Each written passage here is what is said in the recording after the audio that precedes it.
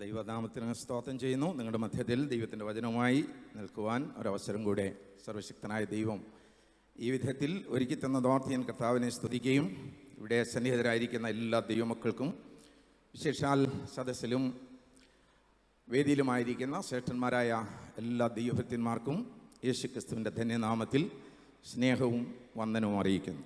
ബഹുമാന്യനായ രാജു പാസ്റ്ററോടൊത്ത് 12 വർഷക്കാലം ഈ സഭയുടെ പ്രാരംഭ ഘട്ടങ്ങളിൽ ശുശ്രൂഷ ചെയ്യുവാനായിട്ട് ദൈവം എനിക്ക് അവസരം നൽകി. അതെൻ്റെ ജീവിതത്തിൽ വലിയ അനുഗ്രഹമായിരുന്നു. ഞാൻ ജ്യേഷ്ഠതുല്യം സ്നേഹിക്കുന്ന ഒരു കർത്തദാസനാണ് പാസ്റ്റർ രാജു പൂവക്കാല. അദ്ദേഹത്തിൻ്റെ കുടുംബം ഞങ്ങളുടെ ഹൃദയത്തിൻ്റെ ഭാഗമാണ്. ഇന്നലെയല്ല മിനിഞ്ഞാന്ന് ഞാനും ജിബിനും കൂടെ ഇങ്ങനെ യാത്ര ചെയ്യുമ്പോൾ ഞാൻ പറഞ്ഞു, എനിക്ക് മനഃപ്പാഠം അറിയാവുന്ന 2 ഫോൺ നമ്പറേ ഉള്ളൂ. ഒന്ന് എൻ്റെ ഭാര്യയുടേതും ഒന്ന് രാജു പാസ്റ്ററുടേതുമാണ്. അതിപ്പോഴും അറിയാം.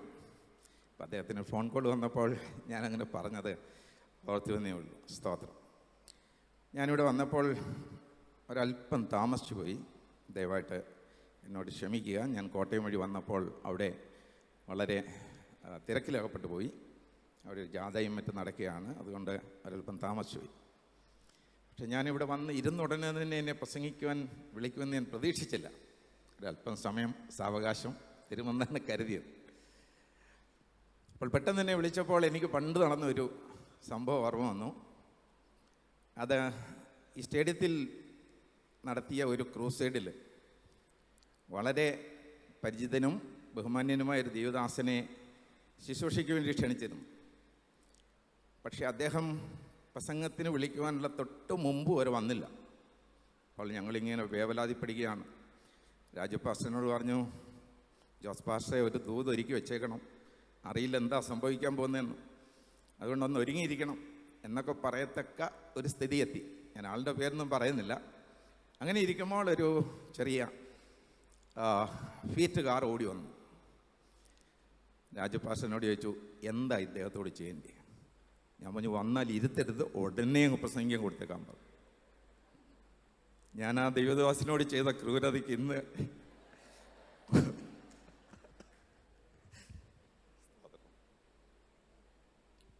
എന്നോട് പകരം ചെയ്തതാണോ എന്നൊരു ആശങ്ക എൻ്റെ മനസ്സിലുണ്ടായി. Price the Lord. എന്തായിരുന്നാലും ഇന്ന് നിങ്ങളുടെ മധ്യത്തിൽ നിൽക്കുവാൻ ലഭിച്ച അവസരം ഒരു വലിയ പദവിയായിട്ട് ഞാൻ കരുതുന്നു. യൂദായുടെ ലേഖനം 1-ാം അധ്യായം 24-25 വാക്യങ്ങളാണ് ഇന്നത്തെ നമ്മുടെ സവിശേഷമായ ചിന്തയ്ക്ക് ആധാരമായിരിക്കേണ്ടതിന് വേണ്ടി വായിച്ചു കേൾപ്പിക്കുന്നത്. ദയവായിട്ട് പുസ്തകമുള്ളവരെല്ലാവരും ആ പുസ്തകത്തിലേക്ക് നമുക്ക് തുറക്കാം. ഒരധ്യായം മാത്രമുള്ള പുതിയ നിയമത്തിലെ പുസ്തകങ്ങളുടെ കൂട്ടത്തിൽ യൂദായുടെ ലേഖനം വളരെ പ്രസിദ്ധമാണ്. ആ ലേഖനത്തിൻ്റെ അവസാന ഭാഗത്ത് അപ്പോസ്തലനായ യൂദ ഒരു ഡോക്സോളജി, ഒരു ആശംസ അല്ല, ഒരു ബെനഡിക്ഷൻ പറഞ്ഞിരിക്കുന്നതായിട്ട് രേഖപ്പെടുത്തിയിരിക്കുന്ന വാക്യമാണ് നാം ഇവിടെ വായിക്കുവാൻ പോകുന്നത്. 24-25 വാക്യങ്ങൾ മൈക്കിൽ കൂടെ ശബ്ദം നിർത്തി വായിക്കും. വീഴാതെ വണ്ണം നിങ്ങളെ സൂക്ഷിച്ച് തൻ്റെ മഹിമാസന്നിധിയിൽ കളങ്കമില്ലാത്തവരായി ആനന്ദത്തോടെ നിർത്തുവാൻ ശക്തിയുള്ളവന് നമ്മുടെ കർത്താവായ യേശുക്രിസ്തു മുഖാന്തരം നമ്മുടെ രക്ഷിതാവായ ഏക ദൈവത്തിന് തന്നെ സർവകാലത്തിന് മുൻപ് ഇപ്പോഴും സദാകാലത്തോളവും തേജസ്സും മഹിമയും ബലവും അധികാരവും ഉണ്ടാകുമാറാകട്ടെ. ആമേൻ. എനിക്കിന്ന് നിങ്ങളോട് പറയുവാനായിട്ടുള്ള സന്ദേശത്തിൻ്റെ സംഗ്രഹം, നമ്മെ ആരെല്ലാം വീഴ്ത്തുവാൻ ശ്രമിച്ചാലും നാം വീഴാതെ നമ്മെ സൂക്ഷിക്കുവാൻ കഴിയുന്ന ഒരു ദൈവത്തെയാണ് ഞാനും നിങ്ങളും സേവിക്കുന്നത്. Praise the Lord. വീഴുവാനായിട്ട് സാധ്യതയുണ്ടോ എന്ന് ചോദിച്ചാൽ സാധ്യതയുണ്ട്. വീണിട്ടുണ്ടോ എന്ന് ചോദിച്ചാൽ വീണിട്ടുമുണ്ടായിരിക്കാം. പക്ഷേ നീതിമാൻ 7 പ്രാവശ്യം വീണാലും അവൻ എഴുന്നേൽക്കും. നമ്മൾ വീഴാതിരുന്നത് കൊണ്ടല്ല, പിന്നെയോ വീണിട്ടും നമ്മെ താങ്ങുന്ന ഒരു കരം നമ്മോട് കൂടെ ഉണ്ടായിരുന്നു. ഭയപ്പെടേണ്ട, ഞാൻ നിന്നോട് കൂടെയുണ്ട്. ഭ്രമിച്ചു നോക്കേണ്ട, ഞാൻ നിൻ്റെ ദൈവമാകുന്നു. ഞാൻ നിന്നെ സഹായിക്കും, ഞാൻ നിന്നെ ശക്തീകരിക്കും. എൻ്റെ നീതിയുള്ള വലം കൈകൊണ്ട് ഞാൻ നിന്നെ താങ്ങുമെന്ന് വാഗ്ദത്തം ചെയ്തവൻ കരങ്ങൾ കൊണ്ട് താങ്ങി നടത്തുന്നത് കൊണ്ടാണ് ഇന്ന് രാത്രിയിൽ നാം ദൈവസന്നിധിയിലായിരിക്കുന്നത്. വീണുപോയ എത്രയോ സാഹചര്യങ്ങളുണ്ട്. വീഴാൻ സാധ്യതയുണ്ടായിരുന്ന എത്രയോ അവസരങ്ങളുണ്ട്. എന്നാൽ സർവശക്തനായ ദൈവം നമ്മെ താങ്ങി എന്ന് വിശ്വസിക്കുന്നവർ ഉണ്ട് എങ്കിൽ, നമ്മുടെ കർത്താവിൻ്റെ കരം നമുക്ക് വേണ്ടി ഇറങ്ങി വന്നു എന്ന് വിശ്വസിക്കുന്നുണ്ടെങ്കിൽ, ആ കരങ്ങളെ ചേർത്തടിച്ച് അല്പസമയം ദൈവത്തിന് സ്തോത്രം ചെയ്യുന്നത് അധികമാവുകയില്ല. അവിടുന്ന് നമ്മെ വീഴാതെ വണ്ണം സൂക്ഷിക്കുവാൻ ശക്തിയുള്ള ദൈവമാണ്. Price the Lord. ഹല്ലേലൂയ. യൂദയുടെ ലേഖനം വളരെ ചെറിയ ലേഖനമാണെങ്കിലും ഒരു വലിയ സന്ദേശമാണ് യൂദയുടെ ലേഖനത്തിലൂടെ യൂദ അപ്പോസ്തലൻ നൽകുന്നത്. നിങ്ങൾക്ക് വേദപുസ്തക പരിചയമുള്ളവരാണ്, അതുകൊണ്ട് യൂദയെ പരിചയപ്പെടുത്തേണ്ട കാര്യമൊന്നുണ്ട് എന്നെനിക്ക് തോന്നുന്നില്ല. എങ്കിലൊരു പ്രസംഗത്തിൻ്റെ ഭാഗം എന്ന നിലയിൽ യൂദയെ ഒന്ന് പരിചയപ്പെടുത്തുവാനായിട്ട് ഞാൻ ചില വാക്കുകൾ ഉപയോഗിക്കുന്നു. നമ്മുടെ കർത്താവായ യേശുക്രിസ്തുവിൻ്റെ അപ്പോസ്തലന്മാരിൽ 2 യൂദമാരുണ്ടായിരുന്നു. അവരാരുമല്ല ഈ പറയപ്പെടുന്ന യൂദ. ഈ യൂദ നമ്മുടെ കർത്താവായ യേശുക്രിസ്തുവിൻ്റെ അർദ്ധ സഹോദരന്മാരിൽ ഒരാളായ യൂദയാണ്. അപ്പോൾ ഈ യൂദ ഒരു ലേഖനം എഴുതുവാനായിട്ട് ദൈവത്തിൻ്റെ നിയോഗം തനിക്ക് ലഭിച്ചപ്പോൾ തൻ്റെ ഹൃദയത്തിൽ ചില ചിന്തകൾ പേറി. അത് പൊതുവിലുള്ള രക്ഷയെക്കുറിച്ച് എഴുതാമെന്നാണ്. അതിനുവേണ്ടി ചില ശ്രമങ്ങളും അദ്ദേഹം നടത്തിയതായിട്ട് ഈ ലേഖനത്തിൻ്റെ പ്രാരംഭ ഭാഗത്ത് പറയുന്നു. അതിനുവേണ്ടി താൻ സകല ശ്രമങ്ങളും നടത്തി. എന്നാൽ സകല ശ്രമങ്ങളും നടത്തിയിട്ടും ദൈവത്തിൻ്റെ ആത്മാവ് സമ്മതിച്ചില്ല. കാരണം ദൈവത്തിൻ്റെ വചനം മനുഷ്യൻ്റെ ഇച്ഛയാൽ വരുന്നതല്ല, അത് ആത്മനിയോഗത്താൽ വരുന്നതാണ്. അപ്പോൾ ആത്മനിയോഗത്താൽ വരേണ്ടുന്നത് മനുഷ്യൻ്റെ പരിശ്രമം കൊണ്ട് വരുത്തുവാൻ ശ്രമിച്ചാൽ ദൈവം അത് അനുവദിക്കുകയില്ല. അതുകൊണ്ട് ദൈവം വ്യക്തമായ ഒരു വിഷയം എഴുതേണ്ടതിന് വേണ്ടി നൽകി. അത് മറ്റൊന്നുമല്ല, നാം വിശ്വസിക്കുന്ന ഈ വിശ്വാസത്തിന് വേണ്ടി അവസാന നിമിഷം വരെ പോരാടേണ്ടതിൻ്റെ ആവശ്യകതയെക്കുറിച്ചാണ് അദ്ദേഹത്തിന് ദൈവം ആത്മാവിനാൽ നിയോഗം നൽകിയത്. അതിൻ്റെ 3-ാമത്തെ വാക്യമായിട്ട് നമുക്ക് വായിപ്പാനായിട്ട് സാധിക്കുന്നുണ്ട്. പ്രിയരെ, നമുക്ക് പൊതുവിലുള്ള രക്ഷയെക്കുറിച്ച് നിങ്ങൾക്ക് എഴുതുവാൻ സകല പ്രയത്നവും ചെയ്യുകയിൽ വിശുദ്ധന്മാർക്ക് ഒരിക്കലായിട്ട് ഭരമേൽപ്പിച്ചിരിക്കുന്ന വിശ്വാസത്തിനു വേണ്ടി പോരാടേണ്ടതിന് പ്രബോധിപ്പിച്ചെഴുതുവാൻ ആവശ്യമെന്ന് എനിക്ക് തോന്നി, അഥവാ ബോധ്യമായി. ദൈവത്തിൻ്റെ ആത്മാവ് എനിക്കൊരു ബോധ്യം നൽകി. അതേ, ഒരു പോരാട്ടത്തിനു വേണ്ടി തയ്യാറാകണം. എന്തിനു വേണ്ടിയുള്ള പോരാട്ടമാണ്? വിശ്വാസത്തിനു വേണ്ടി പോരാടണം. അതിൻ്റെ കാരണം എന്താണ്? വിശ്വാസം ഒരിക്കലായി ഭരമേൽപ്പിച്ചതാണ്. ദൈവം തൻ്റെ വചനം നമ്മെ ഭരമേൽപ്പിച്ചിരിക്കുന്നത് ഒരിക്കലായിട്ട് ഭരമേൽപ്പിച്ചതാണ്. അതിനോട് കൂട്ടുവാൻ പാടില്ല, കുറയ്ക്കുവാൻ പാടില്ല, മായം ചേർക്കുവാൻ പാടില്ല. ദൈവത്തിൻ്റെ വചനത്തെ ഉണ്മയിൽ ഉൾക്കൊള്ളുവാനായിട്ട് ദൈവമക്കൾക്ക് സാധിക്കണം. എന്തുകൊണ്ടെന്നാൽ എന്നെപ്പോലെയോ നിങ്ങളെപ്പോലെയോ ഒരിക്കലൊന്ന് പറഞ്ഞിട്ട് തിരുത്തേണ്ട ആവശ്യമുള്ളവനല്ല ദൈവം. പിന്നെയോ ദൈവം പറഞ്ഞാൽ പറഞ്ഞതാണ്. അതിന് നൂറ്റാണ്ട് പഴക്കമുണ്ടെങ്കിലും സഹസ്രാബ്ദം പഴക്കമുണ്ടെങ്കിലും തലമുറകളുടെ പഴക്കമുണ്ടെങ്കിലും നമ്മുടെ ദൈവം പറഞ്ഞാൽ പറഞ്ഞതാണ്. അതിൽ നിന്നൊരു വള്ളിയെങ്കിലും പുള്ളിയെങ്കിലും മാറ്റേണ്ടി വരികയില്ല. ഒരിക്കൽ ദൈവം ഉവ്വ എന്ന് പറഞ്ഞാൽ ഉവ്വ എന്നാണ്, ഇല്ല എന്ന് പറഞ്ഞാൽ ഇല്ല എന്നാണ്. അതിന് മാറ്റം വരികയില്ല. അതുകൊണ്ട് ദൈവത്തിൻ്റെ വചനത്തിന് മാറ്റമില്ലാത്തത് കൊണ്ട് ആ മാറ്റമില്ലാത്ത വചനത്തിന് മാറ്റം വരുത്തുവാൻ ശ്രമിക്കുന്ന ശക്തികളുണ്ടെന്ന് തിരിച്ചറിഞ്ഞിട്ട് പറയുകയാണ്, നാം വിശ്വാസത്തിന് വേണ്ടി പോരാടണം, ദൈവത്തിൻ്റെ വചനത്തിന് വേണ്ടി പോരാടണം. വിശ്വാസം എന്നുകൊണ്ട് ഇവിടെ അർത്ഥമാക്കുന്നത് ദൈവം നമ്മെ ഭരമേൽപ്പിച്ചിരിക്കുന്ന വിശ്വാസ സത്യങ്ങൾക്ക് ആധാരമായ ദൈവവചനത്തിന് വേണ്ടിയാണ്. ഈ വചനത്തിന് വേണ്ടിയാണ് പ്രിയരെ നാം പോരാടേണ്ടത്. ധന്യനായ പൗലോസ് തൻ്റെ അവസാന സന്ദർഭത്തിൽ പറഞ്ഞ ചില വാക്കുകൾ നിങ്ങളുടെ മനസ്സിൽ ഓർമ്മയുണ്ടാകും. ഞാൻ നല്ല പോർ പൊരുതു, ഓട്ടം തികച്ചു, വിശ്വാസം കാത്തു, ഇനി നീതിയുടെ കിരീടം എനിക്കായി വച്ചിരിക്കുന്നു. ആ കിരീടം എനിക്ക് നീതിയുള്ള ന്യായാധിപനായ നമ്മുടെ കർത്താവ് ആ ദിവസത്തിൽ നൽകും. അപ്പോൾ ഇത് ചെറിയ കാര്യമല്ല, നമ്മുടെ നിത്യതയെ ബാധിക്കുന്ന വിഷയമാണ്. വിശ്വാസത്തിന് വേണ്ടി പോരാടേണ്ടത് നമ്മുടെ നിത്യതയെ ബാധിക്കുന്ന വിഷയമായതുകൊണ്ട് ഇതിനു വേണ്ടി നാം ഏതറ്റം വരെ പോകേണ്ടി വന്നാലും നാം അതിനു വേണ്ടി തയ്യാറായിരിക്കണം. കാരണം ഇത് നിസ്സാര കാര്യമല്ല, നമ്മുടെ നിത്യതയെ ബാധിക്കുന്നതാണ്. വിശ്വാസത്തിൽ നിന്ന് നമ്മെ വീഴ്ത്തിക്കളയുവാൻ, വിശ്വാസത്തിൽ നമ്മെ പിന്തിരിപ്പിക്കുവാൻ, വിശ്വാസത്തെ അതേ മുറുകെ പിടിക്കുന്നതിന് പകരം അതിനെ അയച്ചു കളയുവാൻ ഒക്കെ വലിയ ശ്രമം നടക്കുന്ന ഒരു അവസാന കാലഘട്ടത്തിലാണ് ഞാൻ നിങ്ങൾ വന്നെത്തിയിരിക്കുന്നത്. ഒരുപക്ഷെ നിങ്ങളൊരു 10-20 വർഷത്തിന് പുറകോട്ട് ചിന്തിച്ചാൽ ഇല്ലാത്ത സമ്മർദ്ദങ്ങളാണ് വിശ്വാസഗോളത്തെ ഇന്ന് ഭരിച്ചുകൊണ്ടിരിക്കുന്നത്. വിശ്വാസത്തിൽ സ്ഥിരതയോടെ നിൽക്കുന്നു എന്ന് അഭിമാനിക്കുന്ന പലരും വീണ് കിടക്കുന്നു നമ്മുടെ കണ്ണുകളിൽ കാണുവാൻ സാധിക്കും. ഒരു കാലത്തൊരു ഭക്തൻ ഇങ്ങനെ പാടി, അതേ എന്നിലും ഭക്തർ എന്നിലും ശക്തർ വീണ് തകർന്നി പോർക്കളത്തിൽ കാണുന്നു ഞാൻ അസ്ഥികൂടങ്ങൾ ഭീകരം വീരപുമാകളിൽ വീണവരിൽ. അപ്പോൾ നാം പുറകോട്ട് നോക്കിയാൽ നമ്മുടെ ട്രാക്കിൽ, നാം ഓടിക്കൊണ്ടിരിക്കുന്ന ഈ ട്രാക്കിൽ ഒരുപാട് പേരുടെ അസ്ഥികൂടങ്ങൾ കാണുവാൻ സാധിക്കും. അവരാരും നമ്മേക്കാൾ അശക്തരായതുകൊണ്ടല്ല അവർ വീണുപോയത്. പിന്നെയോ അവർക്ക് നൽകിയ വിശ്വാസത്തെ മുറുകെ പിടിക്കുവാൻ അവരെ പോരാടിയില്ല എന്നുള്ളതാണ്. പ്രിയരെ, ഒരു കാര്യത്തെ മുറുകെ പിടിക്കണമെന്ന് ദൈവം പറയുമ്പോൾ അത് നമ്മുടെ കയ്യിൽ നിന്ന് നഷ്ടമാകുവാൻ സാധ്യതയുണ്ടെന്നോ, ആരെങ്കിലും തട്ടിപ്പറിക്കുവാൻ ശ്രമിക്കുന്നുണ്ടെന്നോ, അത് നഷ്ടപ്പെടാതെ ഇരിക്കണമെങ്കിൽ നമ്മുടെ ഭാഗത്ത് നിന്ന് ഒരു ഉത്തരവാദിത്തം നിർവഹിക്കാതെ അത് നമുക്ക് എന്നും കാണുവാൻ കഴിയുകയില്ല എന്നുമാണ് അതിൻ്റെ യാഥാർത്ഥ്യം. Price the Lord. വെളിപ്പാട് പുസ്തകത്തിൽ ഇങ്ങനെയൊരു ദൂത് ഫിലദൽഫിയ സഭയോട് പറയുകയുണ്ടായി, ഇതാ ഞാൻ വേഗം വരുന്നു, നിന്റെ കിരീടം ആരും എടുക്കാതെ വണ്ണം നിനക്കുള്ളത് മുറുകെ പിടിച്ചുകൊള്ളുക. മുറുകെ എന്ന വാക്ക് ഞാൻ ചേർത്തതാണ്. നിനക്കുള്ളത് പിടിച്ചുകൊള്ളുക. എന്തിനെക്കുറിച്ചാണ് ഇവിടെ പറഞ്ഞത്? പിടിച്ചുകൊള്ളുക എന്ന്. കിരീടത്തെക്കുറിച്ചാണ്. നിത്യതയിൽ ചെല്ലുമ്പോൾ നമുക്ക് ലഭിക്കേണ്ട കിരീടത്തെക്കുറിച്ചാണ്. അത് നിനക്കുള്ളത് എന്ന് ഇപ്പോൾ പറയത്തക്കവണ്ണം ഭാവനയിൽ കണ്ടു നോക്കൂ. നമ്മുടെ കിരീടം ദൈവത്തിൻ്റെ സ്റ്റോർ ഹൗസിൽ പാക്ക് ചെയ്ത് അഡ്രസ്സ് എഴുതി ലേബൽ ചെയ്ത് റെഡിയാക്കി വെച്ചിരിക്കുകയാണ്. അതിനെ ഇപ്പോൾ നമുക്കുള്ളതെന്ന് വേണമെങ്കിൽ നമുക്ക് അവകാശം പറയാം. പക്ഷേ നമുക്കുള്ളത് മറ്റൊരുത്തന് ആകുവാൻ സാധ്യത ഉണ്ട്. അത് മറ്റൊരുത്തന് ആകാതെ ഇരിക്കണമെങ്കിൽ നമ്മുടെ ഭാഗത്തുനിന്നുള്ള ഉത്തരവാദിത്വം ഇതാണ്: നമ്മുടെ കിരീടത്തെ നാം മുറുകെ പിടിക്കണം. നമ്മുടെ കിരീടത്തെ നാം മുറുകെ പിടിക്കുന്നില്ല എങ്കിൽ നമുക്കുള്ളതെന്ന് പേരെഴുതി വെച്ചാലും കാലങ്ങളായിട്ട് നാം അതിനെ നോക്കി പാർക്കുന്നവരാണെങ്കിലും നമുക്ക് നഷ്ടപ്പെടുവാനായിട്ട് സാധ്യതയുണ്ട്.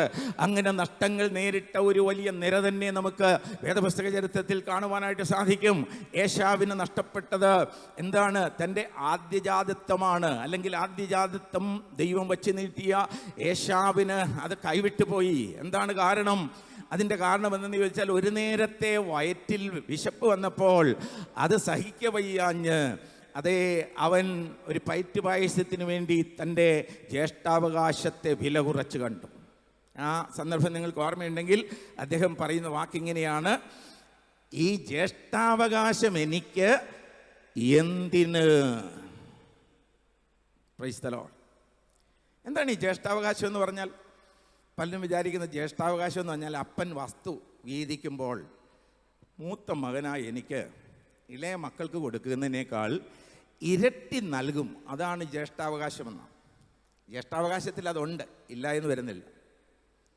എന്നാൽ ജ്യേഷ്ഠാവകാശം എന്ന് പറയുന്നത് സത്യത്തിൽ ക്രിസ്തുവിൽ കൂടെ അബ്രഹാം മുഖാന്തരം ദൈവം ഉടമ്പടി സ്ഥാപിച്ച് വാഗ്ദത്തം ചെയ്തിരിക്കുന്ന അവകാശങ്ങളെയാണ് ജ്യേഷ്ഠാവകാശം എന്ന് പറയുന്നത്. ജ്യേഷ്ഠാവകാശത്തെക്കുറിച്ച് പഠിച്ചാൽ 14 അനുഗ്രഹങ്ങൾ ഇളയ സഹോദരന്മാരെക്കാൾ ജ്യേഷ്ഠാവകാശം സമ്മാനിക്കുന്നുണ്ട്.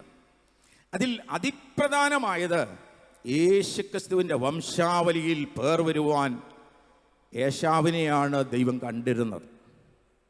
Price the Lord. നാം തിരുവചനം വായിക്കുമ്പോൾ അബ്രഹാമിൻ്റെ പുത്രനായി, ഇസ്ഹാക്കിൻ്റെ പുത്രനായി, പിന്നെ ബാക്കി ഒന്ന് ഓർമ്മയുണ്ട് പറഞ്ഞു. ഏശാവിൻ്റെ എന്നാണോ പറഞ്ഞത്? അല്ല, യാക്കോബിൻ്റെ പുത്രനായി. അവിടെ വരേണ്ടിയിരുന്നത് ഏശാവിൻ്റെ പുത്രനായി എന്നാണ് വരേണ്ടിയിരുന്നത്. പക്ഷേ നഷ്ടപ്പെട്ടു പോയത് ദൈവത്തിൻ്റെ കുഴപ്പം കൊണ്ടല്ല, പിന്നെയോ അവൻ ജ്യേഷ്ഠാവകാശത്തെ വില കുറച്ചതായി കണ്ടതുകൊണ്ടാണ്. അഥവാ ജ്യേഷ്ഠാവകാശത്തെ മുറുകെ പിടിക്കാതിരുന്നത് കൊണ്ടാണ്. ഞാൻ അബ്രഹാമിൻ്റെ ദൈവം, ഇസ്ഹാക്കിൻ്റെ ദൈവം, യാക്കോബിൻ്റെ ദൈവം എന്ന് പറയുന്നതിന് പകരം ഞാൻ ഏശാവിൻ്റെ ദൈവം എന്ന് പറയേണ്ട സ്ഥാനത്താണ് യാക്കോബ് ആ സ്ഥാനം ഉറപ്പാക്കിയത്. അവൻ ജ്യേഷ്ഠാവകാശത്തിൻ്റെ വില മനസ്സിലാക്കിയിരുന്നു. പ്രിയരെ, ഏത് കാലത്തും ദൈവം നമുക്ക് നൽകിയിരിക്കുന്ന അനുഗ്രഹങ്ങളെക്കുറിച്ചുള്ളൊരു വിലമതിപ്പ് നമുക്കുണ്ടായിരിക്കണം. നിത്യതയേക്കാൾ വിലപ്പെട്ടതായിട്ട് ലോകത്തിൽ ഒന്നിനെയും കാണുവാൻ പാടില്ല. ഇവിടെയുള്ള പണമാകട്ടെ, സ്ഥാനമാകട്ടെ, മാനമാകട്ടെ, പേരാകട്ടെ, പ്രശസ്തിയാകട്ടെ, എന്തുമാകട്ടെ, ഇതിനേക്കാളെല്ലാം വിലയേറിയത് നിത്യജീവനാണ്. അതുകൊണ്ട് നിത്യജീവനെ കൈവിടിഞ്ഞ് കളയുന്ന യാതൊരു ഇടപാടുകളിലും ദൈവത്തിൻ്റെ മക്കൾ ഇടപെടുവാൻ പാടില്ല. അതേ, ഉപവാസത്തോടെ പ്രാർത്ഥനയോടെ ദൈവത്തിലിരിക്കുന്നവരാണെന്ന് എനിക്ക് നല്ല ബോധ്യമുണ്ട്. അതുകൊണ്ട് പരിശുദ്ധാത്മാവിൻ്റെ ഹൃദയത്തിൽ നൽകുന്ന ചിന്തകൾ നിങ്ങൾക്ക് ആത്മാവ് സഭകളോട് പറയുന്നത് എന്തെന്ന് കേൾക്കുവാൻ ചെവിയുള്ളവൻ കേൾക്കട്ടെ എന്ന് അരുളി ചെയ്തിരിക്കുന്നത് പോലെ, ദൈവമേ ഇന്നെന്നോട് സംസാരിക്കണം, അങ്ങ് എന്നോട് എന്ത് അരുളി ചെയ്താലും അത് കേൾക്കുവാൻ ഇതാ ഞാൻ റെഡിയായിരിക്കുന്നു, തയ്യാറായിരിക്കുന്നു എന്ന് ഹൃദയംഗമായിട്ട് പറയുന്നവരോട് ദൈവത്തിൻ്റെ ആത്മാവ് വ്യക്തിപരമായി സംസാരിക്കും. Price the Lord. ദൈവത്തിൻ്റെ ആത്മാവ് വ്യക്തിപരമായിട്ട് സംസാരിക്കും. ആത്മാവ് സഭകളോട് പറയുന്നത് ഇന്നത് എന്ന് കേൾക്കുവാൻ സഭ ശ്രദ്ധിക്കട്ടെന്നല്ല പറഞ്ഞത്, കേൾക്കുവാൻ ചെവിയുള്ള ഒരുവനെ ഉള്ളൂ എങ്കിലും ഇന്ന് രാത്രി ദൈവം നമ്മോട് സംസാരിക്കും. ഈ കൂട്ടത്തിലിരിക്കുന്ന എല്ലാവർക്കും ചെവിയുണ്ട്, പക്ഷേ തുറന്ന ചെവി ദൈവത്തിൻ്റെ ആത്മാവിൻ്റെ ശബ്ദത്തിന് വേണ്ടി ആരെ സമർപ്പിക്കുമോ അവരെയാണ് വാസ്തവത്തിൽ ദൈവത്തിൻ്റെ ആത്മാവ് തൻ്റെ വചനത്താൽ നിറയ്ക്കുവാൻ പോകുന്നത്, തൻ്റെ ശക്തിയാൽ നിറയ്ക്കുവാൻ പോകുന്നത്, അവിടുത്തെ ആത്മാവിനാൽ നിറയ്ക്കുവാൻ പോകുന്നത്. തുറന്ന ചെവിയോടെ, ഹൃദയത്തിൻ്റെ ആഴത്തിലുള്ള വാഞ്ചയോടെ ദൈവമേ ഇന്ന് എന്നോട് സംസാരിക്കണമേ എന്ന് ആഗ്രഹിച്ചുകൊണ്ടിരുന്നാൽ നിശ്ചയമായിട്ടും ദൈവം നമ്മോട് സംസാരിക്കും. Price the Lord. ദാവീദിനെ കുറിച്ച് അങ്ങനെ ഒരു ചിന്ത വേദപുസ്തകത്തിൽ ഞാൻ മനസ്സിലാക്കിയിട്ടുണ്ട്. അതായത് ദാവീദിന് ദൈവം തൻ്റെ ആയുസ്സിൽ നൽകുവാനിരുന്ന അനുഗ്രഹങ്ങളുടെ കൂട്ടത്തിൽ തനിക്ക് മരണത്തിന് മുമ്പേ ലഭിക്കാതെ പോയ ചില അനുഗ്രഹങ്ങളെ സൂചനയായിട്ട് നമുക്ക് കാണുവാൻ കഴിയുന്നുണ്ട്. പ്രവാചകൻ വന്ന് പറയുകയാണ്, നോക്കൂ, ഞാൻ നിനക്ക് എന്തെല്ലാം അനുഗ്രഹങ്ങളെ നൽകി, എന്നാൽ ഇന്നത് കൂടെ നിനക്ക് നൽകുമായിരുന്നു. എന്താ ഇന്നതെന്നുള്ളത് നമുക്കറിയില്ല, ഗസ് ചെയ്യാൻ സാധിക്കും. പക്ഷെ ദാവീദിൻ്റെ ജീവിതത്തിൽ താൻ മരിക്കുമ്പോൾ അനുഭവിച്ചിട്ടുള്ളതിൽ നിന്നും വ്യത്യസ്തമായി എന്തൊക്കെയോ ദൈവത്തിൻ്റെ സ്റ്റോർ ഹൗസിൽ ദാവീദിനെ സംബന്ധിച്ച് ദൈവത്തിന് പദ്ധതികളുണ്ടായിരുന്നു. എന്നാൽ ദാവീദ് അതിനെ നഷ്ടപ്പെടുത്തി കളഞ്ഞു. അതിൻ്റെ കാരണം ആ അനുഗ്രഹങ്ങളെ ദാവീദ് മുറുകെ പിടിച്ചില്ല എന്ന കാരണത്താലാണ്. നമുക്കുള്ളതിനെ മുറുകെ പിടിച്ചില്ല എങ്കിൽ അത് നഷ്ടമാകുവാൻ സാധ്യതയുണ്ടെന്നുള്ള തിരിച്ചറിവ് നമുക്കുണ്ടായിരിക്കണം. എന്തായിരിക്കാം ദാവീദിന് നഷ്ടപ്പെട്ടത്? എൻ്റെ ഹൃദയത്തിൽ വരുന്ന ചിന്തകൾ പറയാം. ഏറ്റവും പ്രധാനമായിട്ട് ദാവീദിന് നഷ്ടപ്പെട്ടിരിക്കാൻ സാധ്യതയുള്ളത്, അതേ, നാം എല്ലാവരും ശലോമോൻ്റെ ആലയം എന്ന് പറഞ്ഞൊക്കെ പറയുന്നതായ ആലയമില്ലേ? സത്യത്തിൽ ദൈവം ഉദ്ദേശിച്ചിരുന്നത് ദാവീദിൻ്റെ ആലയം എന്നറിയപ്പെടുവാനായിരുന്നു. ദാവീദിൻ്റെ ആലയം. എന്താണ് അതിന് കാരണം? കാരണം ദൈവം ദാവീദിനാണ് ഇതിൻ്റെ ദർശനം നൽകിയത്, ഇതിൻ്റെ ബ്ലൂ പ്രിൻ്റ് നൽകിയത്, ഇതിൻ്റെ മാതൃക കാണിച്ചു കൊടുത്തത്, അതിനെക്കുറിച്ചുള്ള വെളിപ്പാട് നൽകിയത്, അതിനെക്കുറിച്ചുള്ള കൽപ്പനകൾ നൽകിയത്. ഈ ദാവീദാണ് ദൈവത്തിൻ്റെ ആലയം പണിയുവാനുള്ളതെല്ലാം ശേഖരിച്ചു വെച്ചത്. ആലയത്തിനുള്ളതെല്ലാം ഒരു കുട്ടി വെച്ചിട്ടും അദ്ദേഹം തൻ്റെ ഹൃദയത്തിൽ ആലയത്തെക്കുറിച്ചുള്ള എരിവ് നിമിത്തം തൻ്റെ സ്വന്തം ഭണ്ഡാരത്തിൽ നിന്ന് 3000 താലന്ത് ഓഫീർ തങ്കം കൂടെ കൊടുക്കുവാൻ തയ്യാറായി. അദ്ദേഹം പറയുന്നത് ഇതാണ്, എല്ലാം റെഡിയായിട്ടുണ്ട്, പക്ഷേ എൻ്റെ ദൈവത്തിൻ്റെ ആലയത്തോടുള്ള തീഷ്ണത നിമിത്തം എനിക്കിനിയും കൊടുക്കണമെന്ന് തോന്നുന്നു. എൻ്റെ സ്വന്തം ഭണ്ഡാരത്തിൽ നിന്നും ഞാനിതാ ഇത്രയും നൽകുന്നു. പ്രിയരേ, 3000 താലന്ത് ഓഫീർ തങ്കമെന്നൊക്കെ പറഞ്ഞാൽ ഒരു കറയുമില്ലാത്ത, ഒരു മാലിന്യവുമില്ലാത്ത 9 ടൺ സ്വർണമെന്ന്. ഒരു താലന്തെന്ന് പറഞ്ഞാൽ 36 കിലോഗ്രാമാണ്. അപ്പോൾ നമ്മുടെയൊക്കെ നാട്ടിൽ 8 ഗ്രാം തങ്കത്തിൻ്റെ വില എന്താണെന്ന് നിങ്ങൾ സങ്കല്പിച്ചാൽ മതി. ഒരു വലിയ ബെൻസ് ലോറിയിൽ കയറ്റിക്കൊണ്ട് പോകുവാൻ തക്കവണ്ണമുള്ള വലിയ ലോഡാണ് തൻ്റെ സ്വന്തം ഭണ്ഡാരത്തിൽ നിന്നും കാലിയാക്കി ദൈവത്തിൻ്റെ ആലയത്തിന് വേണ്ടി കൊടുത്തത്. ഇതെല്ലാം ചെയ്തിട്ടും ദാവീദിൻ്റെ ആലയമെന്ന് എങ്ങും നമുക്ക് കാണാൻ കഴിയുന്നില്ല. എന്താ കാരണം? ദാവീദിനോട് ദൈവം പറഞ്ഞു, നീ പണിയണമെന്നായിരുന്നു എൻ്റെ ആഗ്രഹം, പക്ഷെ നീ ഇനിയും പണിയുകയില്ല. പിന്നെയോ നിനക്ക് പകരം നിൻ്റെ കടിപ്രദേശത്ത് നിന്ന് ഉത്ഭവിച്ചതായ ശലോമോൻ്റെ ആലയം പണിയും. പ്രിയരെ, ദാവീദിന് നഷ്ടപ്പെട്ടത് എത്രയോ വലിയ അനുഗ്രഹമായിരുന്നു. അതേ പ്രിയരെ, നമുക്ക് മുറുകെ പിടിക്കുവാനുള്ളതിനെ നാം മുറുകെ പിടിച്ചേ മതിയാവുകയുള്ളൂ. അപ്പോൾ ഏശാവിന് എന്താണ് സംഭവിച്ചത്? ഏശാവ് തൻ്റെ ജഡീക താല്പര്യങ്ങൾ നിവർത്തിക്കേണ്ടതിന് വേണ്ടി നിത്യമായതിനെ കൈവെടിഞ്ഞു എന്നുള്ളതാണ് ഏശാവിൻ്റെ പ്രശ്നം. ദാവീദിൻ്റെ പ്രശ്നം എന്താണ്? ദാവീദിൻ്റെ പ്രശ്നം അത് തന്നെയാണ്. അതും തൻ്റെ ജഡത്തിൻ്റെ താല്പര്യങ്ങൾക്ക് വശംവദനായിട്ട് ഒരു സ്ത്രീയുമായി തനിക്കുണ്ടായ രഹസ്യ ഇടപാടാണ് തനിക്ക് നിത്യമായി ഇതിനെ നഷ്ടപ്പെടുവാൻ കാരണമായി തീർന്നത്. പുതിയ നിയമത്തിലേക്ക് നാം വരുമ്പോൾ വീണ്ടും ഒരു വ്യക്തിയെ നമുക്കിവിടെ കാണുവാൻ കഴിയും. അത് യൂദ അപ്പോസ്തലനാണ്. അപ്പോസ്തല പ്രവൃത്തികളുടെ പുസ്തകം 1-ാം അധ്യായത്തിൻ്റെ മധ്യഭാഗത്തായിട്ട് ഇങ്ങനെ രേഖപ്പെടുത്തിയിരിക്കുന്നു: അവൻ്റെ അധ്യക്ഷസ്ഥാനം മറ്റൊരുത്തന് ആകട്ടെ. ആരെക്കുറിച്ചാണ് പറയുന്നത്? യൂദ അപ്പോസ്തലനെ കുറിച്ച്. യൂദ 12 അപ്പോസ്തലന്മാരുടെ പേരിൽ അപ്പോസ്തലൻ എന്ന പേര് കേട്ടവനും കർത്താവിന് വേണ്ടി ധീരതയോടെ നിന്നവനും 3.5 വർഷക്കാലം ശുശ്രൂഷ ചെയ്തതിനും ഒക്കെ ആയിരുന്നിട്ടും അവൻ മുറുകെ പിടിക്കേണ്ടതിനെ മുറുകെ പിടിച്ചില്ല. തൻ്റെ നാഥനും കർത്താവുമായ യേശു ക്രിസ്തുവിനെ മുറുകെ പിടിക്കാതെ 30 വെള്ളിക്കാശിൻ്റെ ആഗ്രഹത്തിൽ അവൻ അരുമനാഥനെ ഒറ്റിക്കൊടുക്കുകയാണ് ചെയ്തത്. അതുകൊണ്ട് അവന് നഷ്ടപ്പെട്ടത് എന്താണ്? അവൻ അധ്യക്ഷസ്ഥാനം നഷ്ടപ്പെട്ടത് എന്ന് പറഞ്ഞാൽ എന്താണ്? നമ്മുടെ കർത്താവ് ജീവിച്ചിരിക്കുമ്പോൾ തന്നെ പറഞ്ഞിരുന്നു, നിങ്ങൾക്ക് എന്ത് ലഭിക്കുമെന്ന് ഞാൻ പറഞ്ഞു തരാം.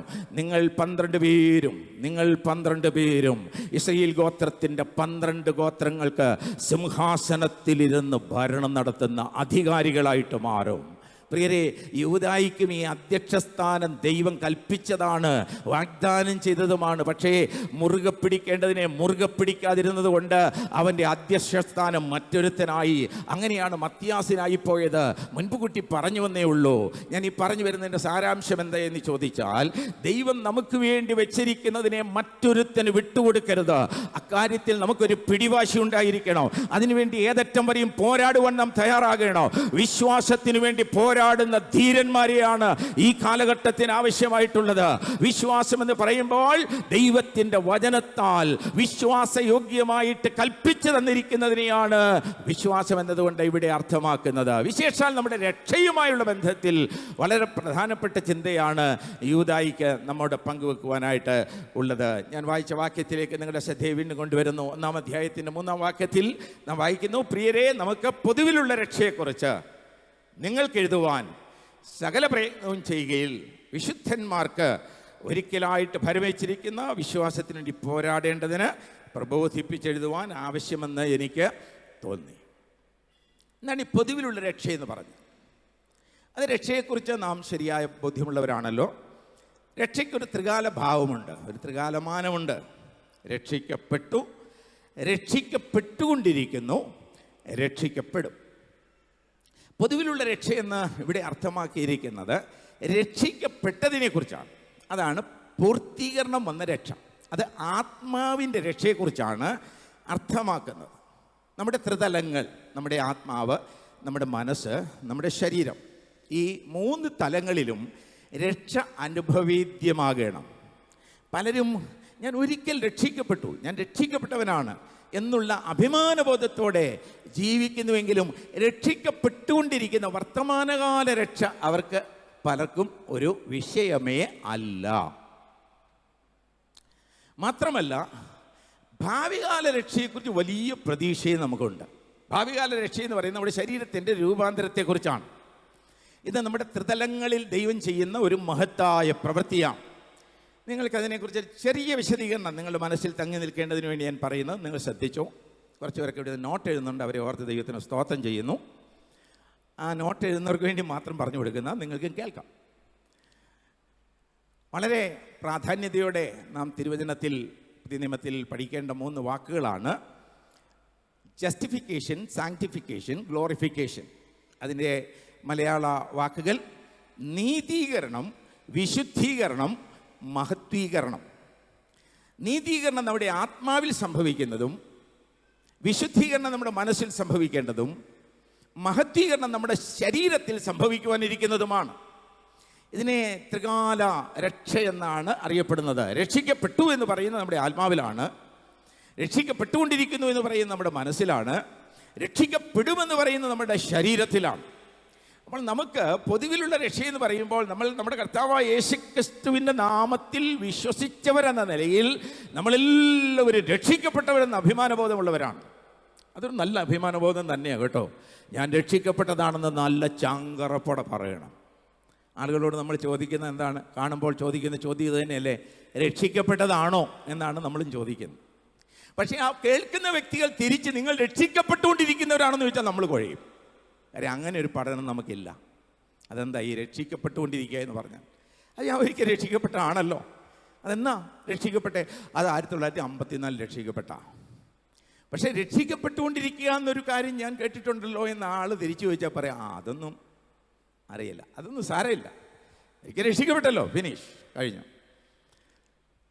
പ്രിയരെ, ആത്മാവിൻ്റെ രക്ഷ ഈ ദൈവിക തൃത്വത്തിലെ ആളത്വങ്ങളിൽ, അതായത് പിതാവ്, പുത്രൻ, പരിശുദ്ധാത്മാവ് എന്നീ ആളത്വങ്ങളിൽ പിതാവിൻ്റെ നേതൃത്വത്തിൽ നമ്മുടെ ആത്മാവിൽ സംഭവിച്ചതാണ് നീതീകരണം എന്ന, രക്ഷിക്കപ്പെട്ടു എന്ന സംഭവം.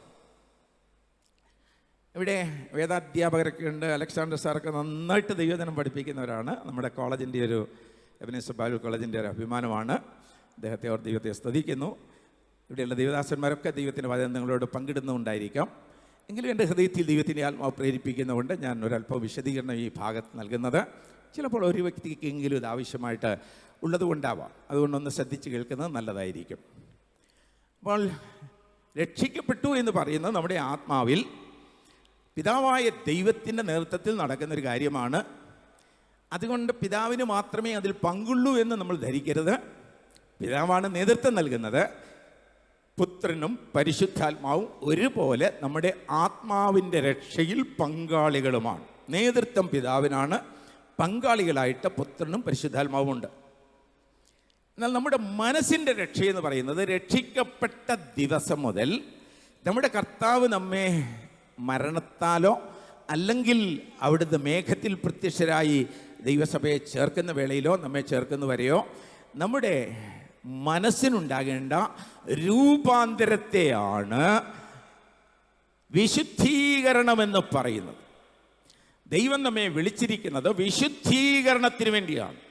ഉപവാസ പ്രാർത്ഥനകളിലൊക്കെയാണ് സാധാരണ ഇങ്ങനെയുള്ള വിഷയങ്ങളൊക്കെ ദൈവദാസന്മാർ വിശദമായിട്ട് പറയാറുള്ളത്. അതുകൊണ്ട് ഇന്ന് വിശദമായി പറയുന്ന കാര്യങ്ങൾ നമുക്ക് വളരെ നിത്യതയുമായി ബന്ധപ്പെട്ട് വളരെ പ്രാധാന്യമുള്ള കാര്യമായതുകൊണ്ട് ഇത് വിട്ടുപോകരുത്. നമ്മുടെ മനസ്സിന് രൂപാന്തരമുണ്ടാകണം, അനുദിനവും രൂപാന്തരമുണ്ടാകണം. നമ്മൾ റോമാലേഖനം 12-ാം അധ്യായത്തിൻ്റെ 1-2 വാക്യങ്ങൾ വായിക്കുന്നത്, ധന്യനായ പൗലോസ് രക്ഷയെക്കുറിച്ചുള്ള സമഗ്രമായൊരു പഠനം 1-ാം അധ്യായം മുതൽ 8-ാം അധ്യായം വരെ നടത്തി. ആദ്യ ഭാഗങ്ങളിൽ അദ്ദേഹം പറയുന്നു, യഹൂദനും യവനനും എല്ലാവരും പാപികളാണ്, എല്ലാവരും പാപം ചെയ്തു, ഒരുപോലെ ദൈവതേജസ് ഇല്ലാത്തവരായി തീർന്നു. ഒരുത്തരുടെയും ഒരു കർമ്മങ്ങൾക്കും അവൻ്റെ ആത്മാവിനെ രക്ഷിക്കുവാൻ സാധിക്കുകയില്ല. രക്ഷയ്ക്ക് വിശ്വാസത്താലുള്ള നീതീകരണമല്ലാതെ വേറെ ഒരു മാർഗം ഇല്ലവേയില്ല. അപ്പോൾ വിശ്വാസത്താലുള്ള നീതീകരണത്തെക്കുറിച്ച് സമഗ്രമായി പഠിപ്പിച്ചതിന് ശേഷം അദ്ദേഹം 8-ാം അധ്യായത്തിലേക്ക് വരുമ്പോൾ ഒരു ജയജീവിതത്തെക്കുറിച്ച് പറയുന്നുണ്ട്. ആ ജയജീവിതം എന്ന് പറയുന്നത് പരിശുദ്ധാത്മാവിനാലും നമ്മുടെ കർത്താവിൻ്റെ വചനത്താലും നമുക്ക് ജഡത്തിൻ്റെ ശക്തികളുടെ മേൽ ജയം പ്രാപിക്കുവാൻ നമ്മുടെ ആത്മാവിനാൽ സാധിക്കും. ആത്മാവിനെ അനുസരിച്ച് നടക്കുക എന്നുള്ള ഒരു സമഗ്രമായ വിഷയം അദ്ദേഹം അവതരിപ്പിച്ചു. അങ്ങനെ രക്ഷയെക്കുറിച്ച് വളരെ വിശദമായ കാര്യങ്ങൾ ചർച്ച ചെയ്തതിന് ശേഷം 9, 10, 11 അധ്യായങ്ങളിൽ യഹൂദൻ്റെ രക്ഷയെക്കുറിച്ചുള്ള ചർച്ചയാണ് അദ്ദേഹം ചെയ്തിരിക്കുന്നത്. അവസാനം പ്രായോഗിക ക്രിസ്തീയ ജീവിതത്തെക്കുറിച്ച് പറയുവാനാണ് ഇനി അവശേഷിച്ചിരിക്കുന്നത്. നിങ്ങൾ പൗലോസിൻ്റെ ലേഖനങ്ങൾ പഠിച്ചാൽ അതിൻ്റെ പകുതി ഭാഗത്ത് അദ്ദേഹം രക്ഷയെക്കുറിച്ച്, അഥവാ സുവിശേഷത്താൽ നമുക്ക് ഭവിക്കുന്ന നമ്മുടെ മാറ്റത്തെക്കുറിച്ച് സമഗ്രമായി പ്രതിപാദിച്ചതിന് ശേഷം മറുഭാഗത്ത് സുവിശേഷത്താൽ രക്ഷിക്കപ്പെട്ട ദൈവമക്കളുടെ ജീവിതത്തിൽ ഭവിക്കേണ്ട മാറ്റത്തെക്കുറിച്ച് പറയാറുണ്ട്. അത് പറയാതെ അദ്ദേഹം നിർത്താറില്ല. ഏത് ലേഖനം എടുത്ത് പഠിച്ചോ ഇതാണ് അദ്ദേഹത്തിൻ്റെ ഒരു പൊതുവായിട്ടുള്ള പാറ്റേൺ എന്ന് പറയുന്നത്. അപ്പോൾ അതിനുള്ള ബന്ധത്തിൽ പൗലോസ് 12-ാം അധ്യായത്തിൽ അദ്ദേഹത്തിന് സമഗ്രമായിട്ട് ഇത് പ്രതിപാദിക്കണം. എന്താണ് രക്ഷിക്കപ്പെട്ട ഒരു ദൈവത്തിന്റെ ജീവിതത്തിൽ നിന്ന് ദൈവം പ്രതീക്ഷിക്കുന്നത്? അത് 12 മുതൽ 16 അധ്യായങ്ങൾ പറയുന്നതിന് ഒരു കണക്ഷനായിട്ട് അദ്ദേഹം പറഞ്ഞിരിക്കുന്നതാണ് ഞാൻ ഉദ്ധരിച്ച 2 വാക്യങ്ങൾ. അതൊന്ന് മനസ്സിലാക്കി തരുവാൻ വേണ്ടിയാണ് ഇത് സ്വല്പം വിശദീകരിക്കേണ്ടി വന്നത്. 12-ാം അധ്യായത്തിൻ്റെ 1-ാമത്തെ വാക്യത്തിൽ പറയുന്നത്, സഹോദരന്മാരെ, ഞാൻ ദൈവത്തിൻ്റെ മനസ്സലിവ് ഓർമ്മിപ്പിച്ച് നിങ്ങളെ പ്രബോധിപ്പിക്കുന്നത് എന്ത് എന്നാൽ, നിങ്ങൾ ബുദ്ധിയുള്ള ആരാധനയായി നിങ്ങളുടെ ശരീരങ്ങളെ ജീവനും വിശുദ്ധിയും ദൈവത്തിന് പ്രസാദവുമുള്ള യാഗമായി സമർപ്പിപ്പീൻ. Price the Lord. ഞാൻ കേട്ടിട്ടുള്ള പല പ്രസംഗങ്ങളിലും കേട്ടിട്ടുള്ളത് ഈ വാക്യം അങ്ങോട്ട് വായിച്ചിട്ട് ആരാധിക്കുവാനുള്ളൊരു പ്രോത്സാഹനം നൽകിയായിരിക്കും. പ്രിയമുള്ളവരെ, നമ്മൾ ബുദ്ധിയുള്ളവരായിരിക്കണം, നമ്മൾ ആരാധിക്കുന്നവരായിരിക്കണം. സത്യസന്ധമായിട്ട് പറയട്ടെ, എനിക്ക് കൂട്ടുവാനോ കുറയ്ക്കാനോ കഴിവില്ല, അതിനുള്ള അറിവുമില്ല. അതുകൊണ്ട് ഉള്ളതുപോലെ ഞാൻ പറയുക. അവിടെ ആരാധിക്കുന്നതിനെ കുറിച്ചല്ല പറയുന്നത്, നമ്മളൊരാരാധനയായി മാറുന്നതിനെ കുറിച്ചാണ്. നിങ്ങൾ ആരാധനയായിട്ട് മാറണം എന്ന് വെച്ചാൽ നിങ്ങളൊരു യാഗമായിട്ട് മാറണം. നാം ആരാധനയാകാതെ ആരാധിക്കുന്നത് കൊണ്ട് വലിയ അർത്ഥമൊന്നുമില്ലെന്നാണ് വേദപുസ്തകം പഠിപ്പിക്കുന്നത്. നാം ആരാധനയായിട്ട് മാറണം, നാം യാഗമായിട്ട് അർപ്പിക്കപ്പെടണം. എന്ന് വെച്ചാൽ എന്താണ് യാഗമായി തീരുക എന്നതുകൊണ്ട് അർത്ഥമാക്കുന്നത്? അഥവാ യാഗമായി തീർന്നവനിൽ എന്താണ് നമുക്ക് ദൃശ്യമായി കാണുവാൻ കഴിയുന്നത്? അത് 2-ാം വാക്യത്തിൽ പറയുകയാണ്, ഈ ലോകത്തിന് അനുരൂപരാകാതെ നന്മയും പ്രസാദവും പൂർണ്ണതയുമുള്ള ദൈവത്തിൻ്റെ ഹിതം അഥവാ ദൈവത്തിൻ്റെ ഇഷ്ടം ഇന്നതെന്ന് തിരിച്ചറിയേണ്ടതിന് മനസ്സ് പുതുക്കി രൂപാന്തരപ്പെട്ടുകൊള്ളുവീൻ. അപ്പോൾ മാനസാന്തരപ്പെട്ടവരോട് ദൈവത്തിന് പറയുവാനുള്ള അടുത്ത പടി എന്തെന്ന് ചോദിച്ചാൽ, നിങ്ങൾ മനസ്സ് പുതുക്കി രൂപാന്തരപ്പെട്ടുകൊണ്ടേയിരിക്കണം. അങ്ങനെ നിങ്ങൾ രൂപാന്തരപ്പെട്ടുകൊണ്ടേയിരിക്കുന്നതിനെയാണ് വിശുദ്ധീകരണം എന്ന് പറയുന്നത്. പലരും വിചാരിക്കുന്ന എന്താണെന്ന് ചോദിച്ചാൽ, ഈ കർത്താവ് വരാറാവുമ്പോഴേക്ക് നമുക്ക് എന്താണെന്നെങ്കിലും ഒരു പിടി കിട്ടും. വരാറായി, ഇനി അധികം സമയമൊന്നും ഇല്ല. അപ്പോൾ പെട്ടെന്ന് ഒരു 2 ദിവസത്തെ ഉപവാസം അല്ലേ 3 ദിവസത്തെ ഉപവാസമൊക്കെ ആയിരുന്നു. എൻ്റെ കർത്താവേ, സകല തെറ്റുകൾ എന്നോട് ക്ഷമിക്കണം, എന്നെ അങ്ങ് തയ്യാറാക്കണം. അല്ലെങ്കിൽ മരിക്കുന്നതിന് തൊട്ട് മുമ്പ് അങ്ങനെ ഒരു തയ്യാറെടുപ്പിന് വേണ്ടി ആഗ്രഹിക്കുന്നവരും ഇല്ലാതില്ല. അപ്പോൾ ഒരുപാട് പേരുടെ അനുഭവങ്ങൾ എനിക്കറിയാവുന്നത് കൊണ്ട് അങ്ങനെയുള്ള നമ്മുടെ ലാഘവ ബുദ്ധിയോടെയുള്ള ചിന്ത ചിലപ്പോൾ അപകടത്തിലാകുവാനായിട്ട് സാധ്യതയുണ്ട്. ബഹുമാനപ്പെട്ട ബാബുച്ചെറിയൻ പാസ്റ്റർ ചർച്ചിലുള്ള ഒരു സഹോദരിയെക്കുറിച്ച് അദ്ദേഹം ഒരിക്കൽ ഞങ്ങളുടെ ഇടയിൽ നടത്തിയ ഒരു പ്രസംഗത്തിൽ പറഞ്ഞത് ഓർമ്മയിൽ വരുന്നു. ആ സഹോദരി 18 വർഷമായിട്ട് രക്ഷിക്കപ്പെട്ട് അദ്ദേഹത്തിൻ്റെ സഭയിൽ കൂടി വരുന്ന ആളാണ്. അദ്ദേഹത്തിൻ്റെ ഭർത്താവിന് തൻ്റെ ഭാര്യ പെന്തക്കോസ്ത് സഭയിൽ പോകുന്നതിന് തടസ്സമൊന്നുമില്ല, പക്ഷേ പുള്ളി പോകില്ല, ഇത്രയേ ഉള്ളൂ. പക്ഷെ എല്ലാ ആഴ്ചയിലും അദ്ദേഹം അവരെ കൊണ്ട് ചർച്ചിൻ്റെ വാതിക്കൽ വിടുന്ന ഒരു പ്രക്രിയയുണ്ട്. അത്ര സ്നേഹമുള്ളൊരു ഭർത്താവാണ്. അപ്പോൾ ഈ ഭാര്യ എല്ലാ ആഴ്ചയിലും പറയും, എൻ്റെ അച്ചായ ഏതായാലും പള്ളിയുടെ മുറ്റം വരെ വന്നില്ലേ, ഇന്ന് ഒരു ദിവസമെങ്കിലും ഒന്നകത്തോട്ട് വരണം, ഒന്നകത്തോട്ട് വാ, നമുക്ക് ഒരു കൂട്ടായ്മ ഇന്ന് ഒരുമിച്ച് ആരാധിക്കാം, ഒരുമിച്ച് കൂടാം. അപ്പോഴെല്ലാം അദ്ദേഹം പറയുന്നൊരു കാര്യം, തീർച്ചയായിട്ടും ഞാൻ വരും, ഒരു ദിവസം ഞാൻ വന്നിരിക്കും, നീ ഭാരപ്പെടേണ്ട. പക്ഷെ ഇപ്പം ഇല്ല, ഇന്നില്ല, ഇന്ന് ഏതായാലും ഇല്ല, പക്ഷെ ഒരു ദിവസം ഞാൻ വന്നിരിക്കും. അപ്പോൾ അങ്ങനെ പറഞ്ഞുകൊണ്ടിരുന്ന ആളിന് ഒരു ദിവസം ഒരു സ്ട്രോക്ക് വന്നു, ബുദ്ധിയെല്ലാം മറഞ്ഞുപോയി, കട്ടിൽ തന്നെ കിടന്നു. കുറച്ച് നാൾ അങ്ങനെ കിടപ്പിലായതിനു ശേഷം മരിച്ചു പോവുകയും ചെയ്തു. അദ്ദേഹം പ്രോമിസ് ചെയ്ത പോലെ അദ്ദേഹത്തിന് വരുവാൻ കഴിഞ്ഞില്ല. ഇതൊന്നും മനുഷ്യരുടെ കയ്യിലിരിക്കുന്നതല്ല, ഇതൊക്കെ ദൈവത്തിൻ്റെ കയ്യിലിരിക്കുന്നതാണ്. ദൈവം നമുക്ക് അവസരങ്ങളെ തരുമ്പോൾ അതിനെ ചാടി പിടിക്കുന്നവരെയാണ് ദൈവം ഇന്നും ആഗ്രഹിക്കുന്നത്. ഒരു സത്യം നമുക്ക് മനസ്സിലാക്കി ദൈവം തരുമ്പോൾ അതിനെ മുറുകെ പിടിക്കണം. ഇതൊരു സത്യമാണ്, ഇത് വേദപുസ്തക സത്യമാണെങ്കിൽ ഞാനിതിനെ മുറുകെ പിടിക്കുന്നു, ഈ വിശ്വാസത്തെ ഞാൻ മുറുകെ പിടിക്കുന്നു. Price the Lord. വിശ്വാസത്തെ മുറുകെ പിടിക്കുക എന്നൊക്കെ പറയുമ്പോൾ ഒരുപാട് തെറ്റിദ്ധരിക്കപ്പെട്ടിരിക്കുന്ന ഒരു ആശയമാണത്. പലരും വിചാരിച്ചിരിക്കുന്നത് വിശ്വാസത്തെ മുറുകെ പിടിക്കുക എന്ന് പറഞ്ഞാൽ നമ്മൾ ആശിക്കുന്നതൊക്കെ ലഭിക്കുവാനുള്ള ഒരു മന്ത്രമായിട്ടാണ് വിശ്വാസത്തെ പലരും കാണുന്നത്. ഞാനൊരു തിരുത്തൽവാദിയാണെന്ന് നിങ്ങൾക്കറിയാമല്ലോ, ഞാൻ കുറച്ച് നാളോട് പ്രസംഗിച്ചിട്ടുള്ള, അതുകൊണ്ട് എന്നെ പരിചയമുള്ളവർക്കറിയാം. ഞാൻ ഈ ആളുകളെ സുഖിപ്പിക്കുന്ന ആളല്ല. അങ്ങനെ ഒരു ദോഷം എനിക്കുണ്ട്. അത് ദോഷമാണെങ്കിൽ, ദോഷമല്ല എന്ന് കരുതുന്നവരുണ്ടെങ്കിൽ സ്തോത്രം പറഞ്ഞു, കുഴപ്പമൊന്നുമില്ല. എനിക്ക് ആളുകളെ സുഖിപ്പിക്കുന്ന പരിപാടിയില്ല. ദൈവത്തിൻ്റെ വചനം കറനീർന്ന നിലയിൽ പറയണമെന്നുള്ളതാണ് എന്നെ ദൈവം ഏൽപ്പിച്ചിരിക്കുന്ന ദൗത്യം. അതുകൊണ്ട് അത് എൻ്റെ ഉത്തരവാദിത്തമായതുകൊണ്ട് ഞാൻ ആ വിധത്തിലുള്ള ശുശ്രൂഷയെ നിർവഹിക്കുകയുള്ളൂ. അപ്പം ഞാൻ പറഞ്ഞു വന്നത് എന്താണെന്ന് ചോദിച്ചാൽ, ഈ ദൈവത്തിൻ്റെ വചനത്തെ നാം മുറുകെ പിടിക്കുന്നതിൽ നിന്ന് അണുവിട പോലും വ്യതിചലിക്കുവാൻ പാടില്ല. അതിൽ നിന്ന് നമുക്ക് ശക്തമായ പോരാട്ടം നമ്മെ വ്യതിചലിപ്പിക്കുവാനായിട്ടുണ്ടെങ്കിലും നമ്മെ വീഴ്ത്തുവാനായിട്ട് പിശാച് ഒരുക്കിയിരിക്കുന്ന ആ കെണിയിൽ അകപ്പെടാതെ എനിക്ക് കർത്താവിന് വേണ്ടി ധീരതയോടെ നിൽക്കണമെന്ന് നിനക്ക് ആഗ്രഹമുണ്ടെങ്കിൽ ആഗ്രഹിക്കുന്ന ആത്മാവിനെ ദൈവം തൃപ്തിപ്പെടുത്തും. Price the Lord. അപ്പോൾ വിശുദ്ധീകരണത്തിൽ നാം തികവ് പ്രാപിക്കണമെന്ന് പറയുമ്പോൾ ആ വിശുദ്ധീകരണത്തിന് വേണ്ടി നമ്മെ സഹായിക്കുന്നത് നമ്മുടെ കർത്താവായ യേശുക്രിസ്തുവാണ്. അപ്പം ഞാൻ മുമ്പേ പറഞ്ഞതുപോലെ നമ്മുടെ ആത്മാവിൻ്റെ വീണ്ടെടുപ്പുമായി ബന്ധപ്പെട്ട് നേതൃത്വം നൽകുന്നത് പിതാവായ ദൈവവും പുത്രനും പരിശുദ്ധാത്മാവും ആ പ്രക്രിയയിൽ പങ്കാളികളുമായിരിക്കുന്നു എന്ന് പറഞ്ഞതുപോലെ നമ്മുടെ മനസ്സിൻ്റെ രൂപാന്തരത്തിന് നേതൃത്വം നൽകുന്ന നമ്മുടെ കർത്താവായ യേശുക്രിസ്തുവാണ്. യേശുക്രിസ്തുവിനോടൊപ്പം പിതാവും പരിശുദ്ധാത്മാവും തങ്ങളുടെ പങ്കാളിത്തം കൂടെ നിർവഹിക്കുന്നുണ്ട്. അങ്ങനെയാണ് നമുക്ക് വിശുദ്ധീകരണം ഉണ്ടാകുന്നത്. നമ്മുടെ മനസ്സ് ഇന്നലേക്കാൾ ഇന്നൊരു പുതുക്കപ്പെട്ട മനസ്സായിരിക്കണം. ദൈവത്തിൻ്റെ ഇഷ്ടം തിരിച്ചറിയുന്നതിലൂടെയാണ് നമ്മുടെ മനസ്സിന് പുതുക്കമുണ്ടാകുന്നത്. പ്രിയരെ, ആ പുതുക്കം അന്ത്യത്തോളം നിലനിർത്തുന്ന ഒരു വലിയ പ്രക്രിയ നമ്മിൽ തുടർന്നുകൊണ്ടേയിരിക്കണം. അങ്ങനെ വിശുദ്ധീകരണത്തിൽ തികവുള്ളവരായിട്ട് നമ്മെ ചേർക്കുവാൻ വരുമ്പോൾ ലജ്ജിച്ചു പോകാതെ കർത്താവിൻ്റെ സന്നിധിയിൽ എടുക്കപ്പെടുവാൻ യോഗ്യമായൊരു നിലവാരത്തിൽ നമ്മൾ ആകുന്നതിനെയാണ് കറയും ചുളുക്കവും വാട്ടവും മാലിന്യവും ഒന്നുമില്ലാത്ത ഒരു കാന്തയായിട്ട് കാത്തിരിക്കുക എന്ന് പറയുന്നത്.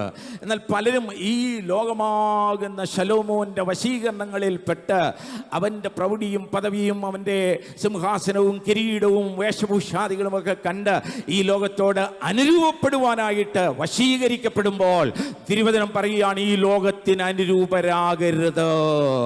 ഈ ലോകത്തിന് അനുരൂപരാകരുതെന്ന് പറയുമ്പോൾ പിന്നെ നമ്മൾ ഒന്നിനോട് അനുരൂപപ്പെടേണ്ടതുണ്ട്. എന്തിനോടാണ് അനുരൂപപ്പെടേണ്ടത്? നമ്മുടെ മനസ്സ് ക്രിസ്തുവിൻ്റെ മനസ്സിനോട് അനുരൂപപ്പെടണോ? നാമോ ക്രിസ്തുവിൻ്റെ മനസ്സുള്ളവർ എന്നുള്ളതൊരു പദവിയാണ്, പൊസിഷണൽ, അതേ ബ്ലെസ്സിങ് ആണ്. അത് നമ്മൾ ജീവിതത്തിൽ പാലിക്കുവാൻ തയ്യാറാകണം. വിശ്വാസത്തിന് വേണ്ടി ധീരതയോടെ നിൽക്കുന്നവർക്ക് നിശ്ചയമായിട്ടും ദൈവം കൃപയാലത് നൽകുമെന്നുള്ളതൊരു യാഥാർത്ഥ്യമാണ്. വിശുദ്ധീകരിക്കപ്പെടുവാൻ ആഗ്രഹമുള്ള എല്ലാവരെയും ദൈവം ആ പ്രക്രിയയിലൂടെ കടത്തിവിടും. അവരെ ദൈവം ശുദ്ധീകരിക്കും. അവരെ ഈ ലോകത്തിൻ്റെ മാലിന്യങ്ങളിൽ നിന്നും ദൈവം വേർതിരിച്ച് തനിക്കായി കാത്തു നിൽക്കുന്ന ഒരു മണവാട്ടിയായി ചേർത്ത് കൊള്ളുവാൻ തയ്യാറാകും. സർപ്പം ഹവ്വായെ ഉപായത്താൽ ചതിച്ചതുപോലെ ക്രിസ്തുവിൽ നിന്നുള്ള ഏകാഗ്രതയും നിർമ്മലതയും വിട്ട് അനേകർ തെറ്റിക്കൊണ്ടിരിക്കുന്ന ഈ ദിവസങ്ങളിൽ നമുക്കൊരു തീരുമാനമുണ്ടായിരിക്കണം. ഈ ഉപവാസ പ്രാർത്ഥനയിൽ പരിശുദ്ധാത്മാവ് നമ്മോട് സംസാരിക്കുന്ന വചനങ്ങൾ ഈ ലോകത്തോട് നാം അനുരൂപരാകുവാൻ വേണ്ടിയല്ല, പിന്നെയോ നമ്മുടെ കർത്താവിന് മനസ്സുള്ളവരായിട്ട് നാം മാറണം. നമ്മുടെ മനസ്സ് പുതുക്കി രൂപാന്തരപ്പെടുന്നവരായി തീരണം. രക്ഷിക്കപ്പെട്ട ദിവസം മുതൽ നമുക്ക് നിത്യതയിൽ ചേർക്കപ്പെടുന്ന നിമിഷം വരെ ഒരു വലിയ കാലഘട്ടത്തെയാണ് വിശുദ്ധീകരണം എന്ന് പറയുന്നത്. അതിനെയാണ് സാങ്ക്ടിഫിക്കേഷൻ എന്നതുകൊണ്ട് അർത്ഥമാക്കുന്നത്. അങ്ങനെ വിശുദ്ധീകരണത്തിൽ ജീവിക്കുന്നവരെയാണ് ഗ്ലോറിഫിക്കേഷൻ എന്ന രക്ഷയുടെ മൂന്നാമത്തെ തലം, അഥവാ രക്ഷിക്കപ്പെടുമെന്നുള്ള ഭാവി പ്രത്യാശ അർഹമാകുന്നത്. പരിശുദ്ധാത്മാവാണ് ത്രിയേക ദൈവത്തിൽ മൂന്നാളത്വങ്ങളുള്ളതിൽ പരിശുദ്ധാത്മാവാണ് നമ്മുടെ ശരീരത്തിൻ്റെ വീണ്ടെടുപ്പിന് നേതൃത്വം നൽകുന്നത്. അഥവാ കാഹളം ധ്വനിക്കുമ്പോൾ നമ്മുടെ മർത്യമായ ശരീരം അമർത്യതയെ പോകുന്നത് യേശുക്രിസ്തു പുനരുത്ഥാന ശരീരം പ്രാപിച്ചതുപോലെ ഒരു അനുഭവത്തിലേക്ക് ഞാനും നിങ്ങളും മാറ്റപ്പെടുന്നത് പരിശുദ്ധാത്മാവിൻ്റെ ശക്തിയുടെ വ്യാപാരത്താലാണ്.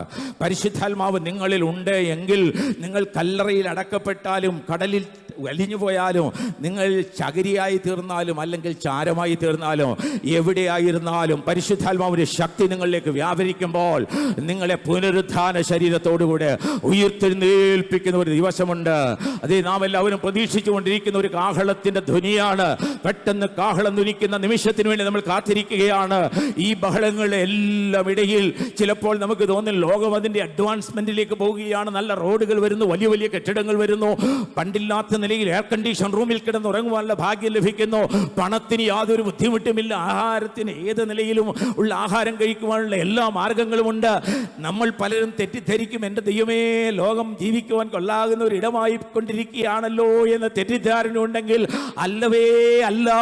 ഈ ലോകം വല്ലാത്ത ഒരു ഭ്രാന്താലയമായിട്ട് മാറിക്കൊണ്ടിരിക്കുകയാണ്.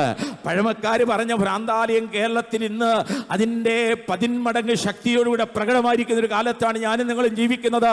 ഇവിടെ നമ്മൾ മണ്ടന്മാരാകരുത്, ഇവിടെ നമ്മൾ ബുദ്ധിശൂന്യരാകരുത്, ഇവിടെ നമ്മൾ ജ്ഞാനികളായിരിക്കണോ, നമ്മൾ സമയത്തെ തിരിച്ചറിയുന്നവരായിരിക്കണോ, കാലങ്ങളെ തിരിച്ചറിയുന്നവരായിരിക്കണോ. നമ്മുടെ കർത്താവ് വരാറായി. അവിടുത്തെ വരവിന് വേണ്ടി ഒരുങ്ങിക്കാത്തിരിക്കുന്ന ഒരു വിശുദ്ധ മണവാട്ടിയായിട്ട് നാം നിൽക്കണമെന്ന് ദൈവം നമ്മെക്കുറിച്ച് ആഗ്രഹിക്കുന്നു. Price the Lord. അപ്പോൾ ഈ 3 കാര്യങ്ങളെ ഞാൻ ഓർപ്പിച്ചു. 1 നീതീകരണം, 2 വിശുദ്ധീകരണം, 3 മഹത്വീകരണം. ഈ 3 രക്ഷയുടെ 3 ഭാവങ്ങളിൽ ഭൂതകാല രക്ഷയും ഭാവികാല രക്ഷയും നിമിഷം കൊണ്ട് സംഭവിക്കുന്നതാണ്. ഇത് പ്രത്യേകം ഓർത്തോണം. നിമിഷം കൊണ്ട് സംഭവിക്കുന്നതാണ്. കർത്താവായ യേശു ക്രിസ്തുവിനെ ഒരുവൻ ആത്മാർത്ഥമായി വിശ്വസിച്ച് ഹൃദയത്തിലേക്ക് ക്ഷണിക്കുമ്പോൾ അവൻ രക്ഷിക്കപ്പെടുന്നു. എത്ര സമയമെടുത്തു? നിങ്ങൾ രക്ഷിക്കപ്പെടാൻ എത്ര സമയമെടുത്തു എന്ന് ചോദിച്ചാൽ നിമിഷം കൊണ്ട് സംഭവിച്ചു. നിങ്ങൾ കർത്താവിനെ ഏറ്റുപറഞ്ഞു, ആ നിമിഷത്തിൽ നിങ്ങൾ രക്ഷിക്കപ്പെട്ടു. അതിന് ആഴ്ചകളെടുത്തില്ല, മാസങ്ങളെടുത്തില്ല. നിങ്ങൾ നിങ്ങളുടെ വിശ്വാസം ഹൃദയംഗമായിട്ട് ഏറ്റുപറഞ്ഞ ഉടൻ തന്നെ നിങ്ങൾ രക്ഷിക്കപ്പെട്ടു. ഇനി നിങ്ങൾ കർത്താവ് വരുമ്പോൾ രൂപാന്തരപ്പെടാൻ എത്ര സമയമെടുക്കും? കണ്ണിമയ്ക്കുന്നതിനിടയിൽ ഞങ്ങൾ ഇങ്ങോട്ട് വന്നപ്പോൾ എൻ്റെ ഒരു സ്നേഹിതനെ വിളിച്ചിങ്ങനെ കാര്യങ്ങൾ സംസാരിച്ചുകൊണ്ടിരിക്കുന്ന കൂട്ടത്തിൽ ഈ കാര്യം എന്നോട് പറയുകയാണ്, എൻ്റെ പാസ്റ്ററെ, ഞാനൊരു പ്രസംഗം കേട്ടു. ആ പ്രസംഗം പറഞ്ഞു, കണ്ണിമയ്ക്കുന്നതിനിടയിൽ എന്നുള്ള സമയത്തെ ഇന്ന് ആധുനിക ശാസ്ത്രം തിട്ടപ്പെടുത്തി. അത് 1 സെക്കൻഡിൻ്റെ 400ൽ ഒരംശമാണ് പോലും. എന്ന് വെച്ചാൽ 1 സെക്കൻഡിൻ്റെ ദൈർഘ്യത്തെക്കുറിച്ച് നിങ്ങൾക്കറിയാമെങ്കിൽ അതിൻ്റെ 400ൽ 1 ഭാഗത്തെയാണ് കണ്ണിമയ്ക്കുന്നതിനിടയിൽ എന്ന് പറയുന്നത്. പ്രിയരെ, നമ്മുടെ കർത്താവ് കാഹളം ധ്വനിക്കുമ്പോൾ കർത്താവിൻ്റെ അടുക്കൽ ചെല്ലുവാൻ വർഷങ്ങൾ വേണ്ട. ഇവിടെ നയിക്കുന്ന റോക്കറ്റുകളൊക്കെ ചിലപ്പോൾ ദിവസങ്ങൾ കഴിഞ്ഞാണ് ഭ്രമണപഥത്തിലെത്തുന്നത്. എന്നാൽ അതിൻ്റെ ഒന്നും ആവശ്യമില്ല. ഭക്തന്മാർ പാടിയതുപോലെ 1000 കോടി വാനഗോളങ്ങളെ താണ്ടി നമുക്ക് കർത്താവിൻ്റെ അടുക്കിലേക്ക് പോകുവാനുള്ള സമയം നൊടിയിടെയാണ്, ക്ഷണനേരം കൊണ്ടാണ്, പെട്ടെന്നാണ് അത് സംഭവിക്കുന്നത്. അതിനധിക സമയമില്ല. രക്ഷിക്കപ്പെട്ടു എന്ന് പറയുന്ന സ്ഥിതിക്ക് അധിക സമയമില്ല, രക്ഷിക്കപ്പെടുമെന്ന് പറയുന്ന അവസ്ഥയ്ക്കും അധിക സ്ഥിതിയില്ല. പക്ഷേ രക്ഷിക്കപ്പെട്ടുകൊണ്ടിരിക്കുക എന്ന് പറയുന്നത് ഒരു ജീവിതം കൊണ്ട് തീർക്കേണ്ടതാണ്. അവിടെയാണ് ഈ ബുദ്ധിമുട്ടെന്ന് പറയുന്നത്, ഈ പ്രയാസം എന്ന് പറയുന്നത്. ചില ചിന്തിക്കുന്നത് ഇതങ്ങ് ചുരുക്കിയിട്ട് മറ്റേത് അങ്ങ് നീട്ടിയാലും വേണ്ടില്ലായിരുന്നു എന്ന് വെച്ചാൽ, ഈ കർത്താവ് വരുമ്പോൾ നമുക്ക് ഈ രൂപാന്തരം ഉണ്ടാകുന്ന ഒരു 15 വർഷം കൊണ്ട് സംഭവിച്ചാലും കുഴപ്പമൊന്നുമില്ലായിരുന്നു. ഇനി 150 വർഷം എടുത്താലും കുഴപ്പമില്ലായിരുന്നു. ഈ വിശുദ്ധീകരണം നിമിഷം കൊണ്ടങ്ങ് സംഭവിച്ചായിരുന്നെങ്കിൽ ഭയങ്കര സന്തോഷമായിരുന്നു. അങ്ങനെ സംഭവിക്കുന്നില്ല. ഇതൊരു ജീവിതം കൊണ്ട് സാധിക്കുന്നതാണ്. ഇതിന് കൃത്യമായ നിഴലാണ് ഇസ്രായേൽ ജനങ്ങളുടെ മിസ്രയീമ്യ അടിമത്തത്തിൽ നിന്നുള്ള വീണ്ടെടുപ്പിൻ്റെ ഘട്ടങ്ങൾ. അവർ രമസീസിൽ നിന്ന് പുറപ്പെട്ട് അവർ ചെങ്കടൽ കടന്ന് 40 വർഷം മരുഭൂമിയിലൂടെ യാത്ര ചെയ്ത് യോർദാൻ കടന്ന് അവകാശദേശത്ത് എത്തി. ഇതൊരു നിഴലാണ്. പ്രിയരെ, ഈ ചെങ്കടൽ കടന്നവരെല്ലാവരും തന്നെ കുഞ്ഞാടിൻ്റെ രക്തത്താൽ വീണ്ടെടുക്കപ്പെട്ടവരാണ്. നമ്മുടെ ഭാഷയിൽ പറഞ്ഞാൽ സ്നാനമേറ്റതുമാണ്. അങ്ങനെ സ്നാനമേറ്റുവെങ്കിലും ഈ പറഞ്ഞ എല്ലാവരും അങ്ങെത്തിയില്ല. അത് വളരെ ഗൗരവമായിട്ട് ചിന്തിക്കേണ്ട വിഷയമാണ്. ഇതെന്തിനാണ് ഞാൻ ഇവിടെ പറയുന്നത്? യൂദയും ഇതുമായിട്ട് വല്ല ബന്ധമുണ്ടോ പാസ്റ്റർ എന്ന് ചിന്തിക്കുന്നവരുണ്ടെങ്കിൽ അതുമായിട്ട് നമുക്കൊന്ന് കണക്ട് ചെയ്തിട്ട് ബാക്കി പറയാം. നമുക്കൊന്ന് വായിക്കാം. യൂദയുടെ ലേഖനം 1-ാം അധ്യായം 5-ാം വാക്യം ഒന്ന് വായിക്കാം.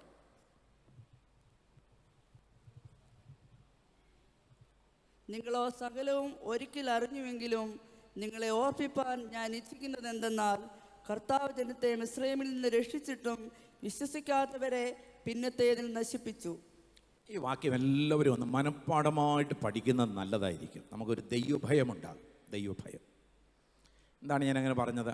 ഇവിടെ പറയുകയാണ്, തൻ്റെ സ്വന്തം ജനമായി അബ്രഹാമിലൂടെ ഉടമ്പടി ചെയ്ത് തിരഞ്ഞെടുത്ത ജനം അടിമത്തത്തിലായിരുന്നപ്പോൾ അതിൽ നിന്നും അവരെ വീണ്ടെടുത്ത് ദൈവം അവരെ കനാനിലേക്ക് കൊണ്ടുപോയിക്കൊണ്ടിരിക്കുകയാണ്. അതാണ് ആത്യന്തിക രക്ഷയ്ക്ക് നിഴലായിട്ടുള്ളത്. കനാനിലേക്ക് കൊണ്ടുപോയിക്കൊണ്ടിരിക്കുകയാണ്. അങ്ങനെ ദൈവം ജനത്തെ മിസ്രയീമിൽ നിന്നും രക്ഷിച്ചിട്ടും അത് പ്രത്യേകം അടിവര ഇട്ടോണം. രക്ഷിച്ചിട്ടും നശിപ്പിച്ചു. അങ്ങനെയല്ലേ എഴുതിയിരിക്കുന്നത്? കർത്താവ് രക്ഷിച്ചിട്ടും നശിപ്പിച്ചു. ആരെ നശിപ്പിച്ചു എന്നാണ് അതിനിടയിൽ എഴുതിയിരിക്കുന്നത്? വിശ്വസിക്കാത്തവരെ പിന്നത്തേതിൽ നശിപ്പിച്ചു. അവർ വാഗ്ദത്ത കനാനിൽ പോയില്ല. അതാണ് വിഷയം. അത് നേടലായിട്ട് ചിന്തിച്ചാൽ മതി. ഇപ്പം രക്ഷിച്ചിട്ടും നശിപ്പിച്ചു എന്നുള്ളത് ഇത് പാസ്റ്റർ ചെയ്ത കാര്യമല്ല, കർത്താവ് ചെയ്ത കാര്യമാണ്. അതാണ് ഇതിൻ്റെ ഗൗരവമായിട്ട് ഞാൻ ഇതിനെ ചൂണ്ടിക്കാണിച്ചതിൻ്റെ കാരണം. ചിലപ്പോൾ ഞങ്ങൾ നിങ്ങളോട് വളരെ സ്നേഹമുള്ളവരായതുകൊണ്ട്, അർദ്ധതയുള്ളവരായതുകൊണ്ട് എല്ലാവരും സ്വർഗത്തിൽ പോകുന്ന ഞങ്ങൾ ചിലപ്പോൾ അങ്ങ് പറഞ്ഞെന്നിരിക്കും. പക്ഷെ കർത്താവ് അങ്ങനെ പറയില്ല. കർത്താവ് സ്വർഗം കാലി കിടന്നാലും ജീവിത വിശുദ്ധി ഇല്ലാത്തവനെ ഒരുത്തനെയും അകത്ത് കയറ്റില്ല. കർത്താവിന് വേണ്ടി കാത്തിരിക്കാത്ത ഒരുത്തരെയും അകത്ത് കയറ്റുകയില്ല. വിശ്വാസത്തിൽ സ്ഥിരതയോടെ നിൽക്കാത്ത ഒരുത്തരെയും അകത്ത് കടത്തുകയില്ല. സ്തോത്രം. ഞങ്ങളതൊക്കെ ചെയ്തെന്നിരിക്കാം, പക്ഷെ ദൈവം ചെയ്യുകയില്ല, കർത്താവ് ചെയ്യുകയില്ല. അതുകൊണ്ട് നമ്മൾ വളരെ സൂക്ഷിക്കണമേ. ഇവിടെ വിശ്വസിക്കാത്തവരെ പിന്നത്തേതിൽ നശിപ്പിച്ചു എന്ന് പറഞ്ഞുകൊണ്ടാണ് ഈ പൊതുവിലുള്ള രക്ഷയെക്കുറിച്ച് പറയുവാൻ ആഗ്രഹിച്ചവൻ ദൈവാത്മാവിൻ്റെ നിയോഗത്തോടുകൂടി അതല്ല ഇപ്പം പറയേണ്ട ആവശ്യം. മറിച്ച് ഇത് വെളിപ്പാട് പുസ്തകത്തിന് മുമ്പ് വെക്കേണ്ട പുസ്തകമാണ് നിൻ്റെ പുസ്തകം. അതുകൊണ്ട് നീ പറയേണ്ടത് ഇതുവരെ നൽകിയ ഈ വിശ്വാസ പ്രമാണമുണ്ടല്ലോ, ഇതിനെ മുറുകെ പിടിക്കേണ്ടതിൻ്റെ ആവശ്യകതയെ പറഞ്ഞ് ബോധ്യപ്പെടുത്തുക. അതാണ് നിനക്കുള്ള നിയോഗം. നീ വിശ്വാസ സംഹിതയെ, ദൈവവചനത്തെ മുറുകെ പിടിക്കണം. പ്രിയരെ, മറ്റ് എന്തും കൈവടിഞ്ഞാലും വചനം കൈവടിയരുത്, വിശ്വാസത്തെ കൈവടിയരുത്. വിശ്വാസത്തെ നിന്റെ കയ്യിൽ നിന്നും തട്ടിത്തെറിപ്പിക്കുവാൻ വേണ്ടിയാണ് പോരാട്ടം നടക്കുന്നത്. അത് പൗലോസിന്റെ ജീവിതത്തിൽ പറഞ്ഞ വാക്യം ഞാൻ ഒന്നുകൂടെ പറയുകയാണ്. ഞാൻ നല്ലപോർ പൊരുതു, ഓട്ടം തികച്ചു, വിശ്വാസം കാത്തു, ഇനി നീതിയുടെ കിരീടം എനിക്ക് വെച്ചിരിക്കുന്നു. താൻ ഇവിടെ ഒരു ആശ്വാസവാക്ക് പറഞ്ഞിരിക്കുന്നത് പറയാതിരിക്കാൻ പറ്റുകയില്ല. എനിക്ക് മാത്രമല്ല, പിന്നെയോ തൻ്റെ പ്രത്യക്ഷതയെങ്കിൽ പ്രിയം വച്ചിരിക്കുന്ന ഏവർക്കും കൂടെ തന്നെ. കിരീടം പൗലോസിന് വേണ്ടി മാത്രമുള്ളതല്ല, നമ്മുടെ കർത്താവിൻ്റെ പ്രത്യക്ഷതയാണ് നിന്റെ പ്രധാന പ്രമേയമെങ്കിൽ, പ്രധാന വിഷയമെങ്കിൽ, പ്രധാന ആഗ്രഹമെങ്കിൽ, എൻ്റെ കർത്താവേ എത്രയും വേഗം അവിടുന്ന് വരണമേ എന്ന് ആത്മാവിൽ ആഗ്രഹിക്കുന്ന ഒരു ദൈവവൈതലാണ് നീയേ എങ്കിൽ നിനക്ക് ലോകത്തിൻ്റെ പിന്നാലെ പോകുവാൻ കഴിയുകയില്ല, പണത്തിന്റെ പിന്നാലെ പോകുവാൻ കഴിയുകയില്ല, പദവികളുടെ പിന്നാലെ പോകുവാൻ കഴിയുകയില്ല, ജഡത്തിന്റെ മോഹങ്ങൾക്ക് വേണ്ടി പോകുവാൻ കഴിയുകയില്ല. നീ യേശുവിന് വേണ്ടി ഉറച്ചു നിൽക്കും. Price the Lord. വിശ്വാസം കൈവിട്ടുള്ള ഒരു പരിപാടിക്കും എന്നെ കിട്ടില്ലെന്ന് പറയുവാനുള്ള ആർജവം ദൈവമക്കൾക്കുണ്ടാകണം. ഈ കാലഘട്ടത്തിൽ ആവശ്യമായിട്ടുള്ളത് എൻ്റെ കർത്താവിനെ മുറുകെ പിടിക്കുന്നവരെയാ. കർത്താവിനെ മുറുകെ പിടിക്കുക എന്ന് പറഞ്ഞാൽ കർത്താവിൻ്റെ ഉപദേശത്തെ മുറുകെ പിടിക്കുക എന്നുള്ളതാണ്. അതുകൊണ്ട് പ്രിയരെ, നമുക്ക് വളരെ അതേ ശ്രദ്ധയോടുകൂടെ കേൾക്കണമേ. ഞാൻ പാസ്റ്ററോട് പറഞ്ഞാൽ, എൻ്റെ പാസ്റ്റർ എനിക്ക് 1 മണിക്കൂർ നിൽക്കാനുള്ള ശേഷിയൊന്നുമില്ല, ഞാനിപ്പോൾ വയസ്സിനൊക്കെയാണ്, എന്നെ കണ്ടില്ലേ, എന്നെ കണ്ടാലറിയാം പണ്ടത്തെ ജോസ് പാസ്റ്ററൊന്നും അല്ല. അതുകൊണ്ട് എനിക്കധികം നേരം നിൽക്കാൻ കഴിയില്ല, മുട്ടിന് തേയ്മാനമുണ്ട്. സാധാരണഗതിയിൽ 1 മണിക്കൂറിൽ കൂടുതൽ പ്രസംഗിക്കാറില്ല. അപ്പോൾ ഇവിടെ 1.25 മണിക്കൂർ പ്രസംഗിക്കണമെന്ന് പറഞ്ഞിരിക്കുന്നു. എന്നാലും നിങ്ങളുടെ പ്രാർത്ഥനയുണ്ടെങ്കിൽ ഞാൻ പ്രസംഗിക്കും 1.25 ചിലപ്പോൾ 2.25 പ്രസംഗിച്ചെന്നിരിക്കും. എന്തായിരുന്നാലും നമുക്ക് ശ്രദ്ധയോടെ ദൈവത്തിൻ്റെ വചനത്തിലേക്ക് ഒന്ന് തിരിയൂ. ഞാൻ വായിച്ച കുറിവാക്യം ഒരിക്കൽ കൂടി ഇവിടെ വായിച്ച് കേട്ട് അതിൻ്റെ ആശയങ്ങളെ ചിന്തിച്ച ചിന്തകളുടെ ആധാരത്തിൽ ഒന്ന് വ്യക്തത വരുത്തിയിട്ടിരിക്കണമെന്നാണ് എൻ്റെ ആഗ്രഹം. നമുക്ക് യൂദായുടെ ലേഖനത്തിൽ നാം വായിച്ച 24-25 വാക്യങ്ങൾ ഒന്നുകൂടെ ഉറച്ച് വായിക്കാം. വീഴാതെ വണ്ണം നിങ്ങളെ സൂക്ഷിച്ച് തൻ്റെ മഹിമാസന്നിധിയിൽ കളങ്കമില്ലാത്തവരായി ആനന്ദത്തോടെ നിർത്തുവാൻ ശക്തിയുള്ളവന് നമ്മുടെ കർത്താവായ യേശുക്രിസ്തു മുഖാന്തരം നമ്മുടെ രക്ഷിതാവായ ഏക ദൈവത്തിന് തന്നെ സർവകാലത്തിനു മുമ്പും ഇപ്പോഴും സദാകാലത്തോളം തേജസ്സും മഹിമയും ബലവും അധികാരവും ഉണ്ടാകുമാറാകട്ടെ. ആമേൻ. ഇവിടെ ഞാൻ നിങ്ങളോട് ഇത്ര കർശനമായ വാക്കുകളിലൂടെ പറഞ്ഞുവെങ്കിലും ഞാൻ നിങ്ങൾക്ക് ധൈര്യം നൽകുന്ന ഒരു കാര്യമാണ്, സന്ദേശമായിട്ട് കൊണ്ടുവന്നിരിക്കുന്നത്. നിങ്ങളെ ആരെല്ലാം വീഴ്ത്താൻ ശ്രമിച്ചാലും ആ ശ്രമിക്കുന്നവരുടെ ശ്രമം നിമിത്തം നിങ്ങൾ വീഴാൻ ദൈവം അനുവദിക്കുകയില്ല. നിങ്ങളെ വീഴാതെ കൊണ്ട് സൂക്ഷിക്കാൻ എൻ്റെ ദൈവം ശക്തനാണ്. അവിടുന്ന് നമ്മെ പിടിച്ചിരിക്കുന്ന കരം ബലമേറിയ കരങ്ങളാണ്. അവിടുന്ന് നമ്മെ നിർത്തിയിരിക്കുന്നത് അവിടുത്തെ കൃപയിലാണ്, നമ്മുടെ ശക്തിയിലല്ല, നമ്മുടെ പണത്തിലല്ല, പാരമ്പര്യത്തിലല്ല, നമ്മുടെ പഠിത്തത്തിലല്ല. ദൈവം നമ്മെ നിർത്തിയിരിക്കുന്നത് അവിടുത്തെ കൃപയിലാണ്. അതുകൊണ്ട് നമ്മുടെ കർത്താവ് നമുക്ക് ഉറപ്പ് തരികയാണ്, ആരെല്ലാം വീഴ്ത്തുവാൻ ശ്രമിച്ചാലും വീഴാതെ ഇരിക്കുവാൻ നിന്റെ മേലൊരു കരമുണ്ട്. ആ കരത്തിൽ നിന്ന് നിന്നെ പിടിച്ചു പറിക്കുവാൻ ആർക്കും കഴിയുന്നതല്ല. എൻ്റെ ആടുകൾ എൻ്റെ ശബ്ദം കേൾക്കുന്നു, അവ എന്നെ അനുഗമിക്കുന്നു. അതേ, അവയെ ഓരോരുത്തർക്കും വിട്ടുകൊടുക്കുവാനായിട്ട് ഈ നല്ല ഇടയൻ ഒരിക്കലും അവിടുത്തെ ഭാഗത്തൊരു വീഴ്ച വന്നതിലൂടെ അത് സംഭവിക്കുകയില്ല. പക്ഷേ മനുഷ്യന് ദൈവം ഫ്രീ വില്ല് കൊടുത്തിട്ടുണ്ട്. ഫ്രീ വിൽ എന്ന് പറഞ്ഞാൽ എന്ത് തീരുമാനം എടുക്കാനുള്ള സ്വാതന്ത്ര്യം. ഇപ്പം രക്ഷിക്കപ്പെട്ടതിന് ശേഷം ശിക്ഷിക്കപ്പെടണോ? ദൈവം അതിന് അനുവദിക്കത്തില്ല, പക്ഷെ നമുക്ക് തീരുമാനിക്കാം. അതാണ് ഈ രക്ഷയുടെ ഭദ്രതക്കാരുടെ അവകാശങ്ങളെ പെന്തക്കോസ്ത് വിശ്വാസികൾ സ്വീകരിക്കാത്തതിൻ്റെ കാരണം. രക്ഷയുടെ ഭദ്രതയുടെ അകത്തുകയെന്ന് പറഞ്ഞാൽ ഒരിക്കൽ രക്ഷിക്കപ്പെട്ടാൽ പിന്നെ ഒരിക്കലും ശിക്ഷിക്കപ്പെടാൻ സാധ്യതയേ ഇല്ലെന്നാണ്. പക്ഷേ യൂദ എന്താ പറഞ്ഞിരിക്കുന്നത്? ഇങ്ങനെയൊക്കെ ഉള്ളവർ വരുമെന്ന് ദൈവത്തിനറിയാം. അതുകൊണ്ടാണ് എഴുതി വെച്ചിരിക്കുന്നത്, കർത്താവ് ഒരിക്കൽ ജനത്തെ മിസ്രയീമിൽ നിന്നും രക്ഷിച്ചിട്ടും വിശ്വസിക്കാത്തവരെ പിന്നത്തേതിൽ നശിപ്പിച്ചു എന്ന് നിങ്ങൾ അറിയാതെ ഇരിക്കരുത്. അപ്പോൾ എന്താണ് അതേക്കുറിച്ചുള്ള വ്യക്തമായ തിരുവെഴുത്തിൻ്റെ പ്രബോധനം? കർത്താവ് ഒരിക്കലും നിങ്ങളെ കൈവിടുകയില്ല. പക്ഷെ നിങ്ങൾ കർത്താവിനെ കൈവിട്ടാൽ അത് വിട്ടത് തന്നെയായിരിക്കും. മനസ്സിലായല്ലോ? എന്ന് പറഞ്ഞാൽ എല്ലാവർക്കും സ്വാതന്ത്ര്യം നൽകിയിട്ടുണ്ട്. നിങ്ങൾ കർത്താവിനെ മുറുകെ പിടിച്ചാൽ എന്താണ് നിങ്ങൾക്ക് വരുവാൻ പോകുന്നതെന്നും ലഭിക്കുവാൻ പോകുന്നതെന്നും വ്യക്തമായി എഴുതിയിട്ടുണ്ട്. ഇനി ആരെങ്കിലും പറയാം എനിക്ക് വേണ്ട പോയി അല്ല, നിന്നെയും കൊണ്ടേ ഞാൻ പോകൂ എന്നുള്ളൊരു ചിന്ത ആർക്കില്ല? നമ്മുടെ കർത്താവിനില്ല. അതുകൊണ്ടാണ് നമ്മുടെ ഭാഗത്തുള്ള ഉത്തരവാദിത്തങ്ങൾ നിവർത്തിക്കുന്നതിൽ നമ്മൾ ഉത്സാഹികളായിരിക്കണം. എൻ്റെ കർത്താവിനെ ഞാൻ ഒരു നാളും ഉപേക്ഷിക്കുകയില്ല. അവിടുത്തെ വചനം വെട്ടി ഞാൻ ഇടത്തോട്ടും വലത്തോട്ടും മാറുകയില്ല. എനിക്ക് ഈ ലോകമല്ല വലുത്, എനിക്ക് വലുത് എൻ്റെ നിത്യതയാണ്. എൻ്റെ നിത്യതയിൽ നിന്നും എന്നെ തടസ്സപ്പെടുത്തുന്ന യാതൊന്നിനോട് ഒരു ഒത്തുതീർപ്പിന് ഞാനില്ല.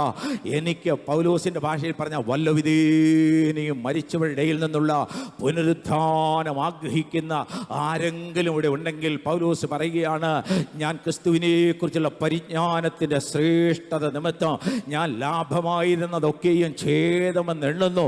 മാത്രമല്ല, എൻ്റെ ക്രിസ്തുയേശുവിനെ കുറിച്ചുള്ള പരിജ്ഞാനത്തിൻ്റെ ശ്രേഷ്ഠത നിമിത്തം എനിക്ക് അതേ ലാഭമായതിനെയൊക്കെ ഞാൻ നഷ്ടമെന്നെണ്ണുന്നു. ഞാൻ അതിനെ ചാവറെന്നെണ്ണുന്നു. ഈ ലോകം മോഹിപ്പിക്കുന്നതിനെയൊക്കെ വേസ്റ്റായിട്ട് കാണുവാനുള്ള കണ്ണ് ആത്മാവിൽ നമുക്കുണ്ടാവണം. ഉപവാസ പ്രാർത്ഥന അതാണ് ഉണ്ടാവേണ്ടത്. ഈ ലോകം നമ്മെ മോഹിപ്പിക്കുവാനായിട്ട് നമ്മുടെ മുമ്പിൽ വെക്കുന്നതെല്ലാം വേസ്റ്റായിട്ട് കാണണം. നമ്മുടെ സഹോദരിമാരൊക്കെ രാത്രി മുഴുവൻ അധ്വാനിച്ചതിന് ശേഷം അവസാനം ഒരു പ്ലാസ്റ്റിക് കൂടി കെട്ടിവെക്കാറുണ്ട്. അത് വേസ്റ്റാണ്. പിറ്റേ ദിവസം അവർ അഴിച്ചു പോലും നോക്കില്ല, കാരണം അഴിച്ചു നോക്കാൻ പറ്റിയ സാധനമല്ല, അത് വേസ്റ്റാണത്. ഏതെങ്കിലും യാത്രയിൽ നിങ്ങളൊരു വേസ്റ്റിൻ്റെ അടുത്തൂടെ പോവുകയാണെങ്കിൽ മൂക്ക് പൊത്തിക്കൊണ്ടേ പോവുകയുള്ളൂ, വേസ്റ്റാണ്.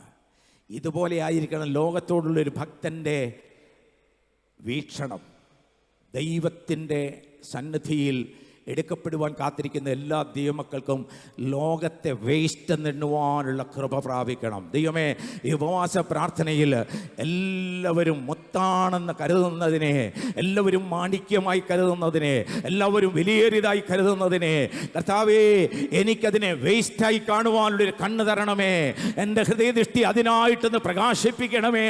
ഇവിടുത്തെ പണമോ, ഇവിടുത്തെ മോഹങ്ങളോ, ഇവിടുത്തെ വേഷവിധാനങ്ങളോ, ഇവിടുത്തെ പദവികളോ, സ്ഥാനമോഹങ്ങളോ, സ്ഥാനമാനങ്ങളോ, ഇതൊന്നും ഞാൻ വലുതായി കാണുന്നില്ല എന്ന് പറയുവാൻ നിത്യതയെ കാംക്ഷിക്കുന്ന ഒരു ദൈവവേദലിന് നിശ്ചയമായിട്ട് സാധിക്കണം. Price the Lord, hallelujah. വീഴാതെ വണ്ണം സൂക്ഷിക്കുവാൻ കഴിവുള്ളവന് മഹത്വമർപ്പിക്കുന്നതിന് മുമ്പിൽ ഇവിടെ ആര് വീണതിനെക്കുറിച്ചാണ് പരാമർശിച്ചിരിക്കുന്നതെന്നുള്ളതാണ് അടുത്ത ചിന്തയായിട്ട് ഞാൻ പറയാൻ പോകുന്നത്. നിങ്ങൾ പിശാചിനെക്കുറിച്ച് പഠിച്ചിട്ടുണ്ടെങ്കിൽ, ബൈബിളിൽ പിശാചിനെക്കുറിച്ച് പറഞ്ഞിട്ടുള്ള കാര്യങ്ങൾ നിങ്ങൾക്ക് അറിയാമെങ്കിൽ, പിശാചിന് 4 വീഴ്ചകൾ ഭവിച്ചിട്ടുണ്ട്. 4 വീഴ്ചകൾ ഭവിച്ചിട്ടുണ്ട്, ഭവിക്കുകയും ചെയ്യും. അത് കൂടെ 4 വീഴ്ചകളുണ്ട് പിശാചിന്. ഒന്നാമത്തെ വീഴ്ച എന്ന് പറയുന്നത് അവൻ്റെ പദവിയിൽ നിന്നുള്ള വീഴ്ചയായി. അഥവാ ലൂസിഫർ ദൈവത്തെക്കാൾ തനിക്ക് ഉയരെ സ്ഥാനം വേണമെന്ന് ആഗ്രഹിച്ചപ്പോൾ അവന് ദൈവം നൽകിയിരുന്ന പദവിയിൽ നിന്ന് അവൻ വീണുപോയി. അതാണ് എഴുതിയിരിക്കുന്നത്, വീണുപോയി. അതായത് നമ്മൾ ഈ വീഴാതെ നമ്മെ സൂക്ഷിക്കണം എന്ന് പറയുമ്പോൾ ആരതിൻ്റെ പിന്നിലുള്ളതെന്ന് അറിയണ്ടേ? അവൻ വീണപ്പോൾ തൊട്ട് ആഗ്രഹിക്കുന്ന കാര്യം, ദൈവം സന്തോഷിക്കുന്ന ഒറ്റ ഒരുത്തനെയും ഞാൻ വെറുതെ വിടില്ല, അവരെല്ലാം ഞാനും വീഴ്ത്തും. ഇതാണ് ഈ വീണവൻ്റെ ആഗ്രഹം. എല്ലാവരെയും വീഴ്ത്തണമെന്നാണ്, എല്ലാവരെയും വീഴ്ത്തണം. ഇനി അവൻ്റെ മുൻപിൽ ഭവിക്കാൻ പോകുന്ന 3 വീഴ്ചകളുണ്ട്. അത് പഠിക്കാൻ ആഗ്രഹമുള്ളവരുണ്ടെങ്കിൽ അവർക്ക് വേണ്ടി ഒന്ന് പറഞ്ഞേക്കാം. ഇനിയും രണ്ടാമതായിട്ട് പിശാചി വീഴുവാൻ പോകുന്നത് സ്വർഗത്തിൽ നിന്നും ഭൂമിയിലേക്കൊരു വീഴ്ചയുണ്ട്. വെളിപ്പാട് പുസ്തകം 19-ാം അധ്യായത്തിൽ എഴുതിയിട്ടുണ്ട്. അനന്തരം ഞാൻ കണ്ടത് സ്വർഗത്തിൽ നിന്നും പിശാചിനെ ഭൂമിയിലേക്ക് തള്ളിയിട്ടു, പിന്നെ അവിടെ അവന് സ്ഥാനമില്ല. ഇപ്പോൾ ആക്സസ് ഉണ്ട്, എന്നാൽ ഭൂമിയിലേക്ക് തള്ളിയിടും. ഇനി മൂന്നാമത്തെ വീഴ്ച എന്ന് പറയുന്നത് ഭൂമിയിൽ നിന്ന് പിശാചിനെ ചങ്ങലക്കിട്ടിട്ട് അഗാധകൂപത്തിലേക്കൊരു വീഴ്ത്തലുണ്ട്. അഗാധകൂപത്തിലേക്ക് 1000 ആണ്ടേക്ക് അഗാധകൂപത്തിലേക്ക് വീഴ്ത്തുന്ന ഒരു വീഴ്ചയുണ്ട്. പിന്നെ ആ അഗാധകൂപത്തിൽ നിന്നും ഒരല്പനാളേക്ക് അഴിച്ചുവിട്ട് കഴിഞ്ഞിട്ട് അതേ ദൈവം ഈ പിശാചിനെ മാത്രമല്ല അവൻ്റെ സകല ദൂതന്മാരെയും അഥവാ സകല ദുരാത്മാക്കളെയും കൂടെ ഒരുമിച്ച് നിത്യ നരകത്തിലേക്കൊരു തള്ളുണ്ട്. അപ്പം 4 വീഴ്ചകളുണ്ട്. ഈ ഉൽപ്പത്തി തൊട്ട് വെളിപ്പാട് വരെ നിങ്ങൾ ശ്രദ്ധിച്ചാൽ പിശാച് വീണവനാണ്, വീഴാൻ ഇരിക്കുന്നവനാണ്. എന്നാൽ നമ്മുടെ കർത്താവ് ജയിച്ചവനാണ്, ജയിക്കുന്നവനാണ്, ജയിപ്പാൻ ഇരിക്കുന്നവനാണ്. നമ്മുടെ കർത്താവ് വീഴുവാൻ സമ്മതിക്കാത്തതിൻ്റെ കാരണം നമ്മുടെ കർത്താവിന് ഒരിക്കലും വീഴ്ച ഭവിച്ചിട്ടില്ല. അവിടുന്ന് ജയിച്ചവനാണ്, ജയിച്ചുകൊണ്ടിരിക്കുന്നവനാണ്, ഇനിയും ജയിപ്പാൻ ഇരിക്കുന്നവനുമാണ്. ആ കർത്താവിനെ മുറുകെ പിടിക്കേണ്ടതിൻ്റെ ആവശ്യം എന്തെന്ന് ചോദിച്ചാൽ, കർത്താവിനെ മുറുകെ പിടിച്ചാൽ നീ വീഴത്തില്ല, വീഴത്തില്ല, വീഴത്തില്ല. ആരെല്ലാം വീഴ്ത്തുവാൻ ശ്രമിച്ചാലും യേശുവിനെ മുറുകെ പിടിക്കുന്ന, യേശുവിന്റെ വചനങ്ങളെ മുറുകെ പിടിക്കുന്ന ഒരു ദൈവവചന സ്വർഗം നൽകുന്ന ഉറപ്പാണ്. വീഴാതെ വണ്ണം നിങ്ങളെ സൂക്ഷിച്ച് തന്റെ മഹിമാ സന്നിധിയിൽ കളങ്കം കൂടാതെ ആനന്ദത്തോടെ നിർത്തുവാൻ ശക്തിയുള്ളവനാണ് ദൈവം. തൻ്റെ പുത്രനെ മുറുകെ പിടിക്കുന്ന ഒരുത്തർക്കും വീഴ്ച ഭവിക്കുവാൻ ദൈവം അനുവദിക്കുകയില്ല. അതുകൊണ്ടാണ് പുത്രനെ നമ്മൾ മുറുകെ പിടിക്കേണ്ടതിൻ്റെ ആവശ്യകത. എന്നാൽ ഇതിൻ്റെ കോണ്ടെക്സ്റ്റിൽ നമ്മൾ ചിന്തിച്ചു വരുന്ന ചിന്താധാരയുമായിട്ടൊന്ന് കണക്ട് ചെയ്യുമ്പോഴാണ് നമുക്ക് എങ്ങനെയാണ് വീഴാതിരിക്കുവാൻ കഴിയുന്നത് എന്ന് നമുക്ക് മനസ്സിലാക്കുവാൻ സാധിക്കുന്നത്. നമുക്കെല്ലാവർക്കും വളരെ പരിചിതമായൊരു അധ്യായമാണ് 1 കൊരിന്ത്യർ 10-ാമത്തെ അധ്യായം.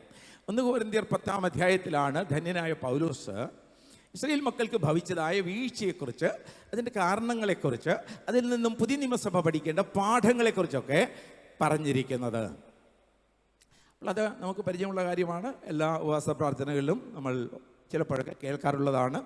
നിങ്ങൾക്കൊരു പക്ഷേ മനഃപ്പാഠമായിട്ട് അറിയാവുന്നതുമാണ്. എങ്കിലും ഒരു പഠനത്തിന് വേണ്ടി ആ വേദഭാഗം ഒന്ന് വായിച്ച് കേൾപ്പിക്കുന്നത് നമുക്ക് എല്ലാവർക്കും ഉപകാരപ്രദമായിരിക്കും. 1 കൊരിന്ത്യർ 10-ാം അധ്യായത്തിൻ്റെ 1 മുതൽ 11 വരെയുള്ള വാക്യങ്ങൾ വായിക്കുകയാണ്. നീണ്ടൊരു പോർഷനാണ്, എങ്കിലും അത് കേൾക്കുന്നത് വളരെ അനുഗ്രഹമായിരിക്കും. ഇസ്രായേൽ മക്കൾ എല്ലാവരും ഒരുമിച്ച് അനുഭവിച്ച ആത്മീക അനുഭവങ്ങൾ, അനുഗ്രഹങ്ങൾ.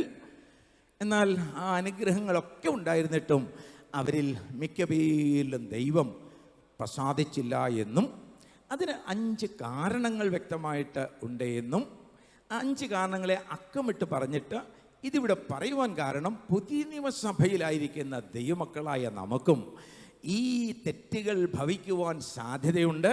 അതുകൊണ്ട് നമുക്കത് ഭവിക്കാതിരിക്കുവാൻ നമ്മളൊരു കാര്യം പ്രത്യേകം ശ്രദ്ധിക്കേണ്ടതാണ്. അപ്പോൾ ഇതാണതിലെ സന്ദേശ സംഗ്രഹം. വാക്യം വായിച്ച് കേൾപ്പിക്കുന്നു, ശ്രദ്ധിക്കുക. സഹോദരന്മാരെ, നമ്മുടെ പിതാക്കന്മാർ എല്ലാവരും മേഘത്തിന് കീഴിലായിരുന്നു. എല്ലാവരും സമുദ്രത്തിലൂടെ കടന്ന് എല്ലാവരും മേഘത്തിലും സമുദ്രത്തിലും സ്നാനമേറ്റു, മോശയോട് ചേർന്നു. എല്ലാവരും ഒരേ ആത്മീക ആഹാരം തിന്ന് എല്ലാവരും ഒരേ ആത്മീക പാനീയം കുടിച്ചു. അവരെ അനുഗമിച്ച ആത്മീക പാറയിൽ നിന്നല്ലോ അവർ കുടിച്ചത്. ആ പാറ ക്രിസ്തുവായിരുന്നു. എങ്കിലും അവരിൽ മിക്കപേരിലും ദൈവം പ്രസാദിച്ചില്ല. അവരെ മരുഭൂമിയിൽ തള്ളിയിട്ട് കളഞ്ഞു എന്ന് നിങ്ങൾ അറിയാതിരിക്കരുത് എന്ന് ഞാൻ ആഗ്രഹിക്കുന്നു. ഇത് നമുക്ക് ദൃഷ്ടാന്തമായി സംഭവിച്ചു. അവർ മോഹിച്ചതുപോലെ നാമും ദുർമോഹികളാകാതിരിക്കേണ്ടതിന് തന്നെ. ജനം തിന്നുവാനും കുടിപ്പാനും ഇരുന്നു, കളിപ്പാൻ എഴുന്നേറ്റു എന്ന് എഴുതിയിരിക്കുന്ന പ്രകാരം അവരിൽ ചിലരെ പോലെ നിങ്ങൾ വിഗ്രഹാരാധികളാകരുത്. അവരിൽ ചിലർ പരസംഗം ചെയ്ത് ഒരു ദിവസത്തിൽ 23,000 പേർ വീണു പോയതുപോലെ നാമും പരസംഗം ചെയ്യരുത്. അവരിൽ ചിലർ പരീക്ഷിച്ച് സർപ്പങ്ങളാൽ നശിച്ചു പോയതുപോലെ നാമും കർത്താവിനെ പരീക്ഷിക്കരുത്. അവരിൽ ചിലർ പിറുപിറുത്ത് സംഹാരിയാൽ നശിച്ചു പോയതുപോലെ നിങ്ങൾ പിറുപിറുക്കുകയും അരുത്. ഇത് ദൃഷ്ടാന്തമായിട്ട് നമുക്ക് സംഭവിച്ചു. ലോകാവസാനം വന്നെത്തിയിരിക്കുന്ന നമുക്ക് ബുദ്ധിയുപദേശത്തിനായി എഴുതിയും ഇരിക്കുന്നു. ആകയാൽ താൻ നിൽക്കുന്നു എന്ന് തോന്നുന്നു. മതി. ആ വാക്യം നമുക്ക് പിന്നീട് വായിക്കാനുള്ളത്, അതുകൊണ്ട് അതിപ്പോൾ വായിക്കേണ്ട. അത് നമ്മുടെ ചിന്താധാരയുടെ മർമ്മമാണ്. അപ്പോൾ ഈ 11 വാക്യങ്ങൾ നിങ്ങൾ ശ്രദ്ധിച്ചത്, കർത്താവ് മിസ്രയീമിൽ നിന്നും ജനത്തെ രക്ഷിച്ചിട്ടും വിശ്വസിക്കാത്തവരെ പിന്നത്തേതിൽ നശിപ്പിച്ചു കളഞ്ഞു എന്ന് വിശ്വാസത്തിന് വേണ്ടി പോരാടുവാൻ പ്രബോധിപ്പിച്ചിരുന്ന യൂദ അപ്പോസ്തലൻ എന്താണ് തൻ്റെ മനസ്സിൽ ദൈവാത്മാവ് നൽകിയ ചിന്തകളെന്നുള്ളതാണ് നമുക്ക് ഇവിടെ വിശദമായിട്ട് കേൾക്കുവാൻ സാധിച്ചത്. ഇവിടെ നിങ്ങൾ ശ്രദ്ധിച്ചു കാണും, സഹോദരന്മാരെ, നമ്മുടെ പിതാക്കന്മാർ എല്ലാവരും എന്ന് ആവർത്തിച്ചു പറഞ്ഞിട്ടാണ് അവരനുഭവിച്ച ആത്മീക അനുഗ്രഹങ്ങളെയും ഭൗതിക നന്മകളെയും ഒക്കെ ഉൾക്കൊള്ളിച്ചിരിക്കുന്നത്. എല്ലാവരും അതിൽ പങ്കാളികളാണ്. ഒരുത്തൻ പോലും അതിൽ പങ്കെടുക്കാത്തവരില്ല. നമ്മൾ എല്ലാവരും രക്ഷിക്കപ്പെട്ടവരാണെന്നും എല്ലാവരും സ്നാനപ്പെട്ടവരാണെന്നും എല്ലാവരും സഭാംഗങ്ങളാണെന്നും എല്ലാവരും ഉപവാസ പ്രാർത്ഥനയിൽ പങ്കെടുക്കുന്നവരാണെന്നും എല്ലാവരും ദശാംശം കൊടുക്കുന്നവരാണെന്നും ഒക്കെ പറയുന്നത് പോലെ ഇവിടെ ഇസ്രായേൽ മക്കളിൽ കളക്റ്റീവായിട്ട് എല്ലാവരെയും ചേർത്തുകൊണ്ട് അവരെല്ലാവരും ഇത് അനുഭവമാക്കിയെന്ന് പറഞ്ഞിട്ട് അവസാനം പറഞ്ഞു വെക്കുകയാണ്, എങ്കിലും അവരിൽ മിക്ക പേരിലും ദൈവം പ്രസാദിച്ചില്ല. ആ ഒറ്റ വാക്ക് എല്ലാവരും അനുഭവിച്ച ഈ അനുഗ്രഹമെന്ന് പറയുന്ന എല്ലാത്തിനെയും നിർവീര്യമാക്കി, അതിനെ റദ്ദാക്കി. അപ്പോൾ ഒറ്റ വാക്കാൻ ശ്രദ്ധിച്ചേ, ദൈവത്തെ പ്രസാദിപ്പിക്കുക.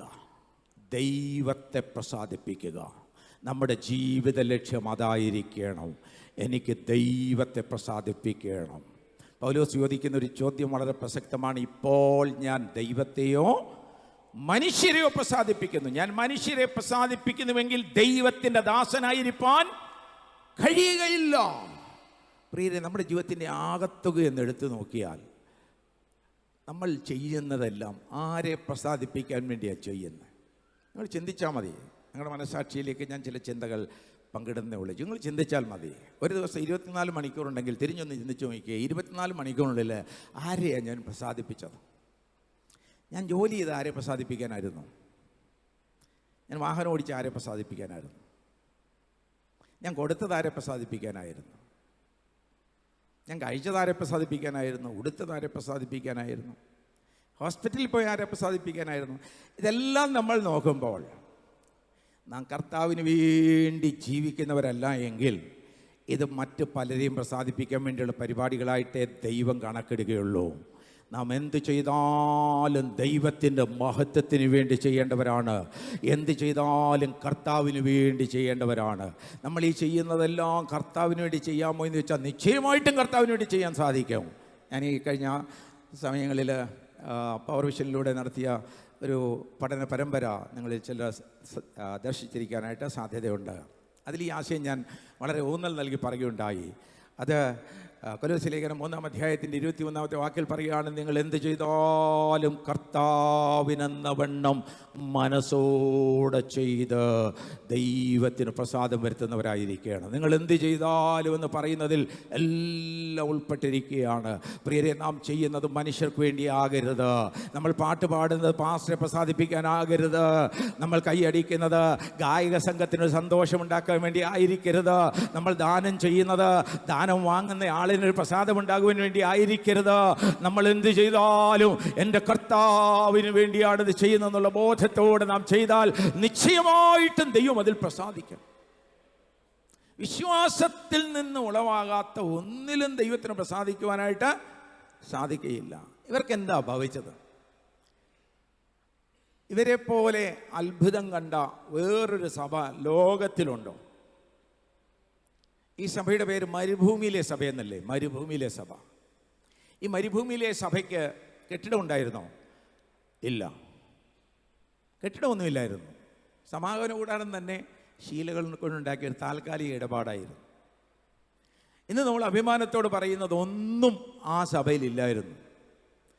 ഇതൊന്നുമില്ലായിരുന്നെങ്കിലും ദൈവത്തിൻ്റെ തേജസ് ഇറങ്ങി വസിച്ചിരുന്നു. അവരുടെ കൂടാരത്തിൽ ദൈവത്തിൻ്റെ തേജസ് ദൃശ്യമായിരുന്നു. മേഘത്തൂണ് ദൈവത്തിൻ്റെ സാന്നിധ്യത്തിൻ്റെ പ്രതീകമായിട്ട് അവരുടെ കൂടാരത്തിൽ ഉണ്ടായിരുന്നു. പ്രിയരെ, അവർ മിസ്രൈമിൽ നിന്ന് പുറപ്പെടുന്നതിന് മുമ്പ് മുതൽ അവർ യോർദാനിൽ കടക്കുന്നത് വരെ അവർ അത്ഭുതം കാണാത്ത ഒരു നിമിഷം പോലുമില്ലായിരുന്നു. നിങ്ങൾ അനലൈസ് ചെയ്ത് ചിന്തിച്ചാൽ മതി.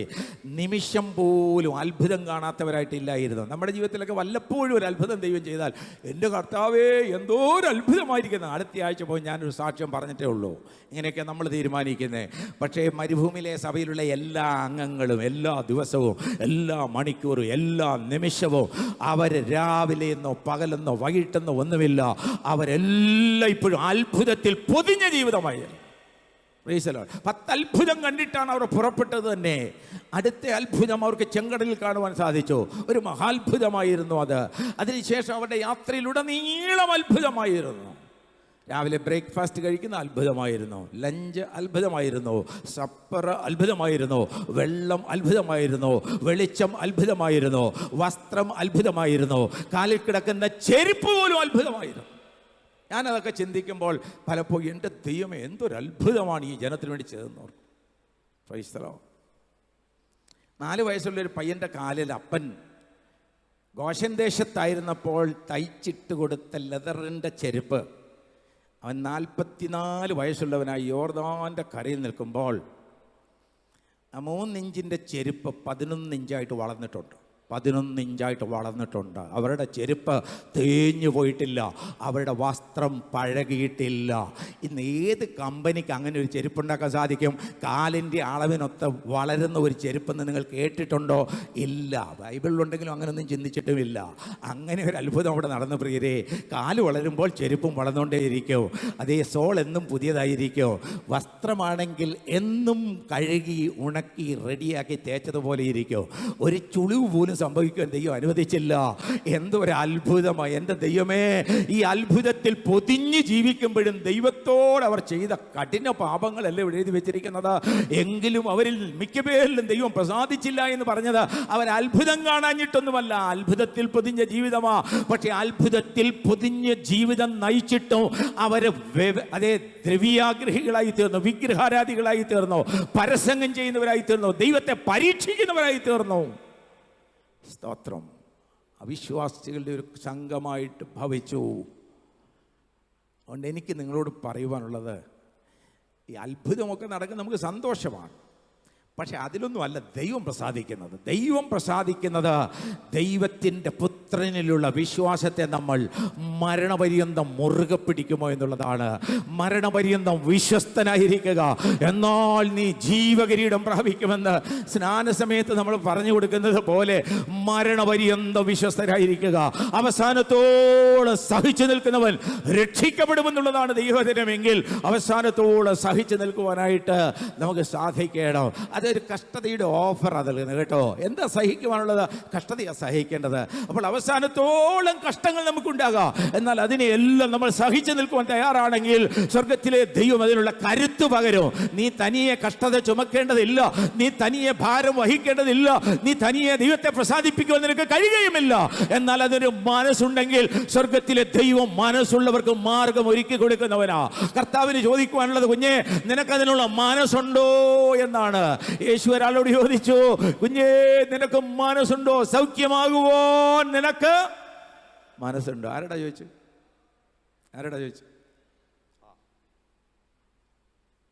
യോഹന്നാൻ 5 ബെഥേസ്ദാ കുളക്കടവിൽ 38 വർഷമായിട്ട് രോഗിയായി കിടന്നൊരു മനുഷ്യനെ കുറിച്ച് ഓർക്കുന്നില്ലേ? ആ മനുഷ്യനെ കർത്താവ് അടുത്തുനിന്ന് കണ്ടു. ആ മനുഷ്യനോട് കർത്താവ് ചോദിക്കുക, സൗഖ്യമാകുവോ നിനക്ക് മനസ്സുണ്ടോ? നമ്മളാണ് എന്താ ചോദിച്ചതിന്? എൻ്റെ കർത്താവേ, അങ്ങ് ഇവിടെ വന്ന് എന്നോട് സംസാരിച്ചിട്ടും ഞാൻ സൗഖ്യമാകുവാൻ മനസ്സുള്ളവനാണെന്ന് മനസ്സിലായില്ലേ? അങ്ങ് എന്തൊരു കർത്താവാ, എനിക്ക് പണ്ടേ മനസ്സാ എന്ന് പറയുമായിരുന്നല്ലേ. പക്ഷെ ആ മനുഷ്യൻ മനസ്സുണ്ടെന്നും പറഞ്ഞില്ല. കർത്താവ് ചോദിച്ചു, പക്ഷെ അവൻ മറുപടി പറഞ്ഞില്ല. മറുപടി പറഞ്ഞത് അവൻ്റെ പരിതാപകരമായ സ്ഥിതിയെക്കുറിച്ചാണ്. അതായത് താൻ പലപ്പോഴും ആഗ്രഹിച്ച് സൗഖ്യത്തിന് വേണ്ടി ചെന്നിട്ടുണ്ട്, പക്ഷേ താൻ ചെല്ലുന്നതിന് മുമ്പ് മറ്റൊരുത്തൻ തൻ്റെ അനുഗ്രഹത്തെ കവരുന്ന കാഴ്ചയാണ് കാണാൻ കഴിഞ്ഞിട്ടുള്ളത്. അതിങ്ങനെ നീണ്ട 38 വർഷങ്ങളായി തുടർന്നു. എന്തൊരു നിരാശയാണെന്ന് ഓർത്ത് നോക്കിയേ. എന്നിട്ട് അദ്ദേഹം പറയുകയാണ്, ഇനി എനിക്ക് എന്നെ ഒന്ന് സഹായിക്കാൻ ആരെങ്കിലും എന്ന് ചോദിച്ചാൽ ആരുമില്ല, എനിക്ക് ആരുമില്ല. 38 വർഷം തളർവാതിരുകയായി കിടന്നാൽ ആര് നോക്കാനാ? എല്ലാവരും ഉപേക്ഷിച്ചെന്ന് വരാം. പക്ഷേ കർത്താവ് നിന്നെ തേടി വരുന്ന ഒരു ദിവസമുണ്ട്. എൻ്റെ കർത്താവ് നിന്നെ മറന്നു കളയുന്നില്ല. എൻ്റെ കർത്താവ് നിൻ്റെ ഹൃദയത്തിൻ്റെ സ്ഥിതി അറിയുന്നു, നിൻ്റെ അവസ്ഥ അറിയുന്നു. അവിടുന്ന് ഒരു ദിവസം വന്ന് ചോദിക്കുന്ന ചോദ്യം നിനക്ക് വേണ്ടി മാത്രം ചോദിക്കുന്നതല്ല. സത്യം പറഞ്ഞാൽ ഈ കുളക്കടവിൽ കിടക്കുന്ന എല്ലാവർക്കും വേണ്ടി എൻ്റെ കർത്താവ് ചോദിക്കുകയാണ്, നിനക്ക് സൗഖ്യമാകുവാൻ മനസ്സുണ്ടോ? എനിക്ക് അവിടെ ഒരു അത്ഭുതം തോന്നിയത്, ഈ മനുഷ്യൻ്റെ സൗഖ്യത്തെക്കാൾ എനിക്ക് അത്ഭുതം തോന്നിയത്, ഈ സൗഖ്യത്തിൻ്റെ ദൃക്സാക്ഷികളായ ഒരെണ്ണം അങ്ങോട്ട് എഴുന്നേറ്റിട്ട് അല്ലെങ്കിൽ അവിടെ കിടന്നോണ്ട്, എൻ്റെ കർത്താവേ എനിക്ക് മനസ്സുണ്ട് എന്നെക്കൂടെ എന്ന് പറഞ്ഞോ? ഇല്ല, ആരും പറഞ്ഞില്ല. എന്താ അവർ പറയാതിരുന്നേ? ആ മനുഷ്യൻ ആരും ഇല്ലായിരുന്നു, ഞങ്ങൾക്ക് ഞങ്ങളുടെ വീട്ടുകാരുണ്ട്. പിന്നെ ആ മനുഷ്യന് പലപ്പോഴും ഇങ്ങനെ എഴിഞ്ഞു ചെന്നപ്പോഴത്തേന് ആരെങ്കിലും മിടുക്കന്മാരും അവൻ്റെ സ്ഥാനം കൊണ്ടുപോയിട്ടുണ്ട്. പക്ഷേ ഞങ്ങളുടെ കാര്യം അങ്ങനെയല്ല.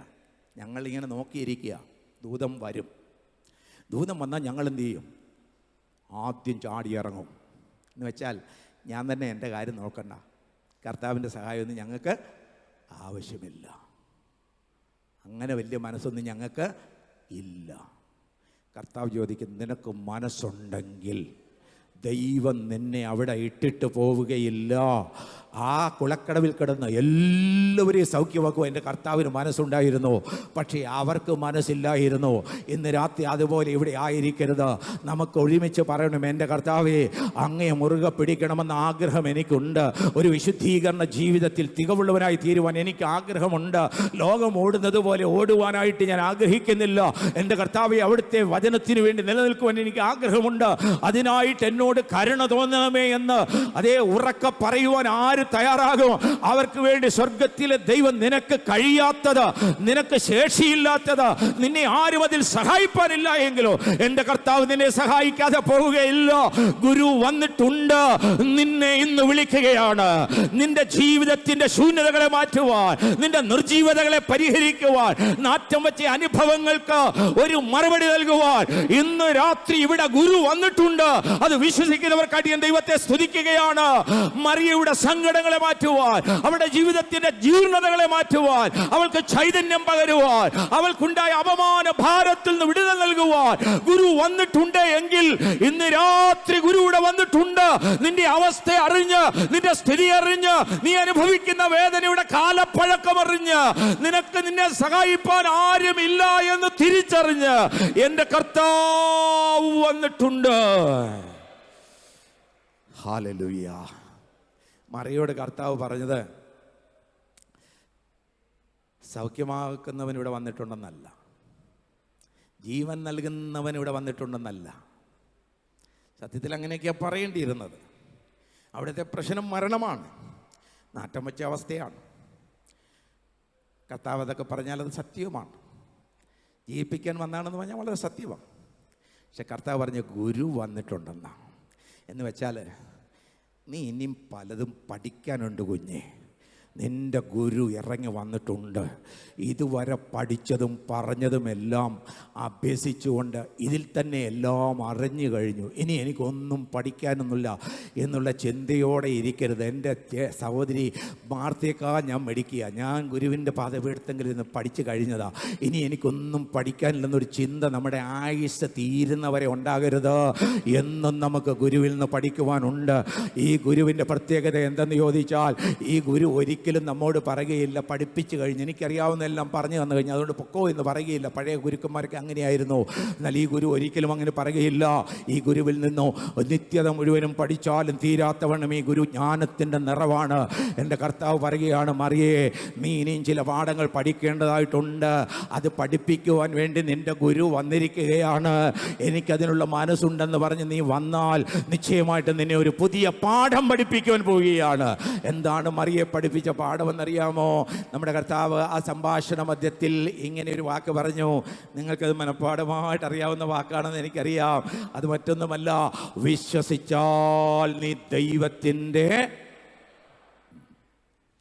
പക്ഷെ വാക്ക് അങ്ങനല്ല. നമ്മളങ്ങനെയാണ് പഠിച്ചു വെച്ചിരിക്കുന്നത്.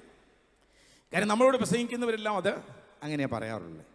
നീ വിശ്വസിച്ചാൽ ദൈവത്തിൻ്റെ മഹത്വം കാണും. അവിടെ എഴുതിയിരിക്കുന്നത്, നീ വിശ്വസിച്ചാൽ നീ ദൈവത്തിൻ്റെ മഹത്വം കാണുമെന്ന് ഞാൻ നിന്നോട് പറഞ്ഞില്ലയോ എന്ന്.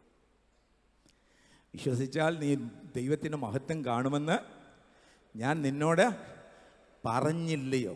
അപ്പം നമ്മൾ കർത്താവിനോട് ചോദിക്കുക, കർത്താവേ എപ്പം പറഞ്ഞു? ഞങ്ങൾ കേട്ടില്ലല്ലോ. അങ്ങനെ ഒരു രേഖ ബൈബിളിലെങ്കിലും ഇല്ലല്ലോ. അങ്ങ് മറിയോട് വിശ്വസിച്ചാൽ നീ ദൈവത്തിൻ്റെ മഹത്വം കാണുമെന്ന് പറഞ്ഞതായിട്ടൊരു രേഖ ഇല്ലല്ലോ എന്നൊക്കെ ചിന്തിക്കാം. വരികൾക്കിടയിൽ വായിച്ചാൽ മനസ്സിലാക്കി എപ്പോഴാണ് പറഞ്ഞതെന്ന്. അതായത് ഈ മാർത്തയും മറിയും കൂടെ തൻ്റെ സഹോദരൻ്റെ രോഗാവസ്ഥയിൽ മരുന്നൊന്നും ഫലിക്കില്ല എന്ന് മനസ്സിലാക്കിയപ്പോൾ കർത്താവിൻ്റെ അടുക്കൽ ആളയച്ചിട്ട് പറഞ്ഞു, ഒന്ന് വേഗത്തിൽ വന്ന് ഞങ്ങളുടെ സഹോദരന് രോഗിയായിരിക്കുകയാണ്, ഒന്ന് സൗഖ്യമാകാൻ ഞങ്ങൾ ആഗ്രഹിക്കുന്നു. അപ്പോൾ കർത്താവ് ഈ അയച്ചവരോട് പറഞ്ഞയച്ചിരിക്കാനാണ് സാധ്യത. ചെന്ന് പറയേണ്ട ഒരു കാര്യം ഇതാണ്, വിശ്വസിച്ചാൽ നീ ദൈവത്തിൻ്റെ മഹത്വം കാണുമെന്ന് ഞാൻ പറഞ്ഞെന്നങ്ങ് പറഞ്ഞിരുന്നു. Price the Lord. അപ്പം ഞാൻ പറഞ്ഞില്ലയോ എന്ന് വെച്ചാൽ വേറെ മാർഗത്തിലൊന്നും നമുക്ക് കാണാൻ കഴിയുന്നില്ല. ഓക്കെ, ഇനി അതിന് മുമ്പ് ഏതെങ്കിലും സമയത്ത് പറഞ്ഞാണെങ്കിൽ അങ്ങനെ ഇരുന്നോട്ടെ. എന്തായിരുന്നാലും ഇവൾക്ക് ദൈവം പറഞ്ഞു കൊടുത്ത ഒരറിവുണ്ട്. അത് നീ വിശ്വസിച്ചാൽ ദൈവത്തിൻ്റെ മഹത്വം കാണും. Price the Lord. അപ്പോൾ ഇത് ഒന്ന് പഠിപ്പിക്കുവാൻ വേണ്ടിയാണ് കർത്താവ് ഇവൾ പ്രതീക്ഷിച്ച സമയത്ത് വരാതെ എല്ലാം കൈവിട്ടു എന്ന് തോന്നിയ ഒരു സാഹചര്യത്തിൽ മരിച്ചു 4 നാളായി നാറ്റം വച്ചു, ഇനിയും ഒരു പ്രതീക്ഷയ്ക്കും വകയില്ല എന്ന് കണ്ടപ്പോൾ എൻ്റെ കർത്താവ് പറയുകയാണ്, അവൻ ഉറങ്ങുകയാണ്, നമുക്കവനെ എഴുന്നേൽപ്പിക്കുവാൻ പോകാം. ശിഷ്യന്മാർ പോലും അമ്പരന്ന് പോയി. അവിടെ വന്നിട്ട് കർത്താവ് പറയുകയാണ്, അതേ നിൻ്റെ സഹോദരൻ മരിക്കുകയില്ല, മരിച്ചാലും ജീവിക്കും. ജീവിച്ചിരുന്ന് എന്നിൽ വിശ്വസിക്കുന്ന ആരും മരിക്കുകയില്ല, അഥവാ മരിച്ചാലും ജീവിക്കും. ഇത് നീ അറിയേണ്ട യാഥാർത്ഥ്യമാണ്. പുനരുത്ഥാനവും ജീവനുമായ കർത്താവ് ഇറങ്ങി വന്നിട്ട് പറയുകയാണ്, ഗുരു വന്നിട്ടുണ്ട്, നിന്നെ വിളിക്കുന്നു. ഇന്ന് രാത്രി നിന്റെ ജീവിതത്തിൽ സംഭവിക്കേണ്ട ഒരു മഹത്വകരമായ കാര്യത്തിനു വേണ്ടി ദൈവം നിന്നോട് വ്യക്തിപരമായി സംസാരിക്കുവാനായിട്ട് ആഗ്രഹിക്കുന്നു. അതേ, ഗുരു വന്നിട്ടുണ്ട്. ഗുരുവിൽ നിന്ന് കേൾക്കുവാൻ നിനക്ക് ചെവിയുണ്ട് എങ്കിൽ ഈ രാത്രി ദൈവം നിന്നോട് ഇടപെടുന്ന രാത്രിയാണ്. ഈ രാത്രി നിന്റെ പ്രതീക്ഷ നഷ്ടപ്പെട്ട കാര്യങ്ങൾക്ക് ദൈവം പുത്തൻ പ്രതീക്ഷകളുടെ തിരുനാമ്പ് കത്തിക്കുന്ന നിമിഷമാക്കി തീർക്കുവാൻ ദൈവത്തിന് ആഗ്രഹമുണ്ട്. വിശ്വസിക്കുക മാത്രം ചെയ്യുക. വിശ്വസിച്ചാൽ നീ ദൈവത്തിന്റെ മഹത്വം കാണും. ഈ ജനത്തിൽ ദൈവം പ്രസാദിക്കാതിരുന്നതിന്റെ കാരണം എന്താണെന്ന് ചോദിച്ചാൽ അവർ വിശ്വസിച്ചില്ല, അതേ ഉള്ളൂ. അവിശ്വാസം നിമിത്തമാണ് ബാക്കിയെല്ലാം സംഭവിച്ചത്.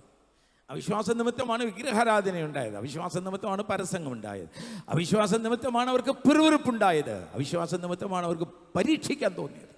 എല്ലാം അവിശ്വാസത്തിന്റെ ഫലമാണ്. അതിനെ എല്ലാം ഉൾക്കൊള്ളിച്ചുകൊണ്ട് യൂദ പറയുകയാണ്, കർത്താവ് രക്ഷിച്ചിട്ടും ജനത്തിൽ പലരും നശിപ്പിച്ച് കളഞ്ഞതിൻ്റെ കാരണം വിശ്വസിച്ചില്ല എന്നതാണ്. ഈ വിശ്വാസം എന്ന് പറയുന്നത് പ്രിയരെ ഇന്ന് നമ്മുടെ പൊതുവിൽ പറയപ്പെടുന്നതല്ല ബൈബിൾ അർത്ഥമാക്കുന്ന വിശ്വാസം. ഞങ്ങളുടെ അടുത്തൊരു സഭയുണ്ട്, വൈക്കത്താണ്, ഒരു 10-12 കിലോമീറ്ററേ ഉള്ളൂ ഞങ്ങൾ താമസിക്കുന്ന സ്ഥലത്ത്. അവിടെ ഒരു സഭയുണ്ട്. ആ സഭ ഒരു 350 പേര് കൂടിയിരുന്ന സഭയാണ്. സഭയുടെ പേരൊന്നും ഞാൻ പറയുന്നില്ല, പക്ഷേ പറഞ്ഞു വരുമ്പോൾ നിങ്ങൾക്ക് ചിലപ്പോൾ പിടികിട്ടാൻ സാധ്യതയുണ്ട്. അപ്പോൾ അവിടെ നിന്ന് ഒരു 3-4 കുടുംബങ്ങൾ ഞങ്ങളുടെ സഭയിൽ ചേരണമെന്ന് പറഞ്ഞ് ആഗ്രഹം പറഞ്ഞു. അപ്പോൾ ഞാനിവിടെ നിന്ന് പോയതിന് ശേഷം ഒരു കൊച്ചു സഭ ആരംഭിച്ചു. അപ്പോൾ ആ സഭയിൽ എനിക്കൊരു വെളിപ്പാടുണ്ട്, ദൈവജനത്തിൽ നിന്ന് എനിക്കുള്ളൊരു ബോധ്യമുണ്ട്. അത് ചുറ്റുപാടുമുള്ള ഒരു സഭയിൽ നിന്ന് ആര് വന്നാലും സ്വീകരിക്കരുതെന്ന വെളിപ്പാടാണ്. ആരെയും സ്വീകരിക്കില്ല. അപ്പം അതുകൊണ്ട് ഒരല്പം ബുദ്ധിമുട്ടൊക്കെ ഉണ്ട്. ചിലർക്കൊക്കെ ഞാൻ അഹങ്കാരിയാണെന്നോ ഒക്കെ ഉള്ളൊരു ഭാവമുണ്ട്. എനിക്കതൊന്നും ഒരു വിഷയമല്ല. പക്ഷെ ഞാൻ സ്വീകരിക്കാറില്ല. നമ്മൾ സുവിശേഷം പറഞ്ഞ് രക്ഷിക്കപ്പെടുന്ന വ്യക്തികളെ സ്വീകരിക്കുകയാണ് പതിവ്. അപ്പോൾ 80% ആളുകളും അവിടെ വരുന്നവർ ഞങ്ങൾ സുവിശേഷം പറഞ്ഞ് രക്ഷിക്കപ്പെട്ട് ഞങ്ങൾ സ്നാനപ്പെടുത്തി സഭയുടെ ഭാഗമാക്കിയവരാണ്. ഹിന്ദുക്കളും കത്തോലിക്കരുമാണ് പ്രധാനമായിട്ടുള്ളത്. അപ്പോൾ കുറേ കുടുംബങ്ങൾ വന്ന് എന്നോട് ചോദിച്ചിട്ടുണ്ട്, പാസ്റ്റർ ഞങ്ങളെ കൂടെ ചേർക്കാമോ, ഞങ്ങളെ കൂടെ ചേർക്കാമോ. ഞാൻ പറഞ്ഞില്ല, എനിക്കതിനുള്ള നിയോഗമില്ല. അതുകൊണ്ട് അങ്ങനെ ആരെങ്കിലും ചെയ്യുന്നതിൽ തെറ്റാണെന്നല്ല ഞാൻ പറയുന്നത്, എനിക്കതിനുള്ള നിയോഗമില്ല. അപ്പോൾ അങ്ങനെ ഇരിക്കവേ ഈ 2-3 കുടുംബങ്ങൾ ഒരുമിച്ച് ഈ പറയപ്പെട്ട സഭയിൽ നിന്ന് മാറി ഞങ്ങളുടെ സഭയിൽ വരണമെന്ന് പറഞ്ഞു. അപ്പം ഞാൻ പറഞ്ഞു, ഞാൻ അങ്ങനെ ഒരു പതിവ് നിർവഹിക്കുന്ന ആളല്ല. പക്ഷേ അവരവരുടെ പശ്ചാത്തലം പറഞ്ഞപ്പോൾ അവർക്ക് ഈ ദൈവജന സത്യങ്ങൾ അറിഞ്ഞ് ജീവിക്കണമെന്ന് ആഗ്രഹമുണ്ട്. പക്ഷേ അവർ പോകുന്നതായ സഭ ഒരു ദുരുപദേശത്തിൻ്റെ സഭയായതുകൊണ്ട് അങ്ങനെയുള്ളവരെ സത്യവാദിയിലേക്ക് നയിക്കുവാനായിട്ട് ഞാൻ ശ്രമിച്ചിട്ടുണ്ട്. അതിൻ്റെ ഭാഗമായിട്ട് ഞാൻ പറഞ്ഞൊരു കാര്യം ചെയ്യും, ഞങ്ങളെല്ലാവരും കൂടെ വീട്ടിൽ ഒരുമിച്ച് കൂടുക. എന്നിട്ട് ഞാനൊരു 2 മണിക്കൂർ ഞാനും ഭാര്യയും കൂടെ വന്ന് നിങ്ങളെ എന്താണ് സഭ, എന്തിനാണ് സഭ, സഭയിൽ നിങ്ങൾ അംഗമാകുന്നത് എന്തിനു വേണ്ടിയാണ്, അംഗമായാൽ നിങ്ങളുടെ ഉത്തരവാദിത്വം എന്താണ്, ഇങ്ങനെ ചില പാഠങ്ങളൊക്കെ പഠിപ്പിക്കാം. പഠിപ്പിച്ചതിന് ശേഷം നിങ്ങൾക്ക് ഞങ്ങളോട് ചേർന്ന് പോകുന്നത് നല്ലതാണെന്ന് തോന്നിയാൽ ഞങ്ങൾ അതിനുള്ള അനുവാദം തരാം. അപ്പോൾ അതനുസരിച്ചിട്ട് ഞങ്ങളവരെ വിളിച്ചു കൂട്ടി അവരോട് കാര്യങ്ങളൊക്കെ വചനാനുസരണം പറഞ്ഞു കൊടുത്തു. അങ്ങനെ പറഞ്ഞു കൊടുത്തതിന് ശേഷം അവർ പറഞ്ഞു, ഞങ്ങൾ ഇങ്ങനൊരു സഭ നോക്കിയിരിക്കുകയായിരുന്നു. ഞാൻ ചോദിച്ചു, നിങ്ങൾ എങ്ങനെയുള്ള സഭയിൽ അവനെ പോയിരുന്നേ? എൻ്റെ പാസ്റ്ററെ അവിടെ ഒറ്റ കാര്യമേ പഠിപ്പിക്കാറുള്ളൂ, അത് വിശ്വാസമാണ്. നമ്മൾ വിശ്വാസം നല്ല കാര്യമല്ലേ, പക്ഷെ ഞങ്ങളെ പഠിപ്പിക്കുന്നത് ബൈബിളിൽ പറയുന്ന വിശ്വാസമല്ല. ഞാൻ പറഞ്ഞു, പിന്നെന്ത് വിശ്വാസം? ഞാൻ ചോദിച്ചു, എത്ര വിശ്വാസികളുണ്ട് അവിടെ? അതൊരു 350 പേര് എല്ലാ ആഴ്ചയിലും കാണും. അപ്പം ഞാൻ പറഞ്ഞു, നിങ്ങൾ എത്ര വർഷമായി അവിടെ കൂടി വരാൻ തുടങ്ങി? 13 വർഷമായി. ഇപ്പോൾ ഉള്ള വിശ്വാസികൾ ഈ 13 വർഷമായിട്ടുള്ളവരാണോ? അല്ല. ഓരോ 3 ആഴ്ച കഴിയുമ്പോഴും വിശ്വാസികൾ മാറും, പുതിയ ഗ്രൂപ്പ് വരും. അവർ 3 ആഴ്ച കഴിയുമ്പോൾ പുതിയ ആൾക്കാർ വരും. ഞങ്ങൾ 3 കുടുംബങ്ങളെ അവിടെ ഇത്രയും നാളെ നിന്നുള്ളൂ. അപ്പം അതെന്താ നിങ്ങൾ നിന്ന്? ഞങ്ങളിവിടെ ചേർന്നാണ് സഭ ആരംഭിച്ചത്, അതുകൊണ്ട് ഞങ്ങൾ പിടിച്ചു നിന്നതാണ്. അപ്പം ഞാൻ ചോദിച്ചു, എന്താ ഈ 3 ആഴ്ച കഴിയുമ്പോൾ പോകാനുള്ള കാരണം? അത് പുതിയ വിശ്വാസികൾ വരുമ്പോൾ 1-ാമത്തെ ആഴ്ചയിലെ പ്രസംഗം ഇതായിരിക്കും, നിങ്ങളുടെ ജീവിതത്തിൽ നിങ്ങൾ ആഗ്രഹിക്കുന്നത് എന്താണ് മനസ്സിൽ സങ്കല്പിക്കുക. എന്നിട്ട് ഉദാഹരണങ്ങൾ പറഞ്ഞു കൊടുക്കും. അധ്യാപകർ പഠിപ്പിക്കുന്ന പോലെ വിശ്വാസം പഠിപ്പിക്കുകയാണ്. സ്കൂട്ടർ വേണമെന്ന് ആഗ്രഹമുള്ളവരെന്ന് കൈയുയർത്തി. സ്കൂട്ടർ വേണം, ഓക്കെ. അപ്പോൾ സ്കൂട്ടർ വേണ്ടവർ കൈയുയർത്തി നിൽക്കുക. കാറ് വേണ്ടവർ കാറ്, വീട്, മക്കളെ കെട്ടിച്ചു വിടുന്നത്, പേർഷ്യയിൽ പോകുന്നത്, അമേരിക്കയിൽ പോകുന്നത്, ഇങ്ങനെ മനുഷ്യൻ്റെ ആഗ്രഹങ്ങളെല്ലാം അങ്ങോട്ട് പറഞ്ഞിട്ട് എല്ലാം കൈ ഉയരുമ്പോൾ പറയും, നിങ്ങൾക്ക് വിശ്വാസമുണ്ടെങ്കിൽ സ്കൂട്ടർ വേണ്ട ആളിന് ദൈവം സ്കൂട്ടർ അവിടെ അനുവദിച്ചു, സ്വർഗത്തിൽ അനുവദിച്ചു. വിശ്വാസമുണ്ടോ? എല്ലാവരും പറയും വിശ്വാസമുണ്ട്. ശരി, അങ്ങനെ നിങ്ങൾ വിശ്വസിക്കുന്നുവെങ്കിൽ നിങ്ങളുടെ കയ്യിലേക്ക് ഒരു താക്കോൽ കിട്ടിയതായിട്ട് നിങ്ങൾ വിശ്വസിച്ചുകൊണ്ട് അതിനെ ഒന്ന് മുറുകെ പിടിക്കുക. അപ്പം താക്കോൽ മുറുകെ പിടിച്ചു, എന്നിട്ടത് പോക്കറ്റിലേക്ക് ഇട്ടേക്കുക. പോക്കറ്റിലേക്ക് ഇട്ടു.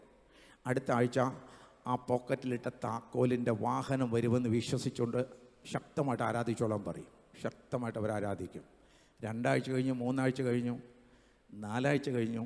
ഓരോരുത്തർ പറയും, പാസ്റ്ററെ ഞങ്ങൾ വിശ്വസിച്ച് ഏറ്റു പറഞ്ഞു, സ്തോത്രം പറഞ്ഞ് ആരാധിച്ച സ്കൂട്ടറും വന്നില്ല, ഒന്നും വന്നില്ല. കുറഞ്ഞ പക്ഷം ആ താക്കോലെങ്കിലും കിട്ടിയായിരുന്നെങ്കിൽ ഒരു വിശ്വാസം വരുമായിരുന്നു. താക്കോലും സങ്കല്പമായിരുന്നു. അങ്ങനെ ചുരുക്കി പറഞ്ഞാൽ ആളുകൾ ഇങ്ങനെ പൊഴിഞ്ഞുകൊണ്ടിരിക്കും, അടുത്ത ബാച്ച് വരും, അവരും ഇതുപോലെ പോകും. ഇങ്ങനെ ഒരു പ്രോസസ്സാണ്. ഞാനിത് എന്തിനാണ് ഇവിടെ സൂചിപ്പിച്ചു വെച്ചാൽ, ആരെയും അപമാനിക്കുവാൻ വേണ്ടിയല്ല. ഇന്ന് ദൈവത്തിൻ്റെ മക്കളെ ഈ വിശ്വാസമെന്ന വാക്ക് പറഞ്ഞ് വഞ്ചിക്കുന്ന വഞ്ചകന്മാർ പെരുകിക്കൊണ്ടിരിക്കുന്ന കാലമാണ്. വിശ്വാസമെന്ന് പറയുന്നത് അതല്ല, പിന്നെയോ ദൈവവചനത്താൽ വിശ്വാസയോഗ്യമായിട്ട് നമുക്ക് ബോധ്യം നൽകുന്നതിനെയാണ് വിശ്വാസമെന്ന് പറയുന്നത്. അത് നമ്മെ നിത്യതയിലെത്തിക്കുന്നതാണ്. ഇവിടെ സ്കൂട്ടർ ഓടിക്കുന്ന കാര്യമല്ല. അതൊക്കെ പ്രാർത്ഥിച്ചാൽ ആവശ്യമുള്ളവർക്ക് ദൈവം നൽകും. നിങ്ങൾക്ക് ആവശ്യമുള്ള എല്ലാം നൽകും. നിങ്ങൾക്ക് വീട് നൽകും, നിങ്ങളെ പേർഷ്യയിലേക്കും അമേരിക്കയിലേക്കും എല്ലാം ചെയ്യുക. പക്ഷേ വിശ്വാസം എന്ന വാക്ക് അതിനു വേണ്ടി അല്ല. പിന്നെയോ ദൈവം ഇവിടെ പറഞ്ഞിരിക്കുന്ന വിശ്വാസം നിങ്ങളെ നിത്യതയിൽ എത്തിക്കുന്നതാണ്. അതെ, ഈ വിശ്വാസം ഇല്ലായ്കയാലാണ് അവർ പലരും വീണുപോകുവാനിടയായി തീർന്നത്. അതുകൊണ്ട് സമയം വേഗത്തിൽ പോകുന്നതുകൊണ്ട് അത്യാവശ്യമായിട്ട് പറയേണ്ട കാര്യങ്ങൾ പറയാതിരിക്കാൻ പറ്റില്ല. എന്താണ് ഈ വിശ്വാസത്തിൽ നിലനിൽക്കുക എന്നതുകൊണ്ട് അർത്ഥം? അഥവാ വീഴുക എന്നതിനെ എങ്ങനെയാണ് പ്രതിരോധിക്കുവാനായിട്ട് സാധിക്കുന്നത്? വീഴാൻ സാധ്യതയുള്ളത് എന്താണ്?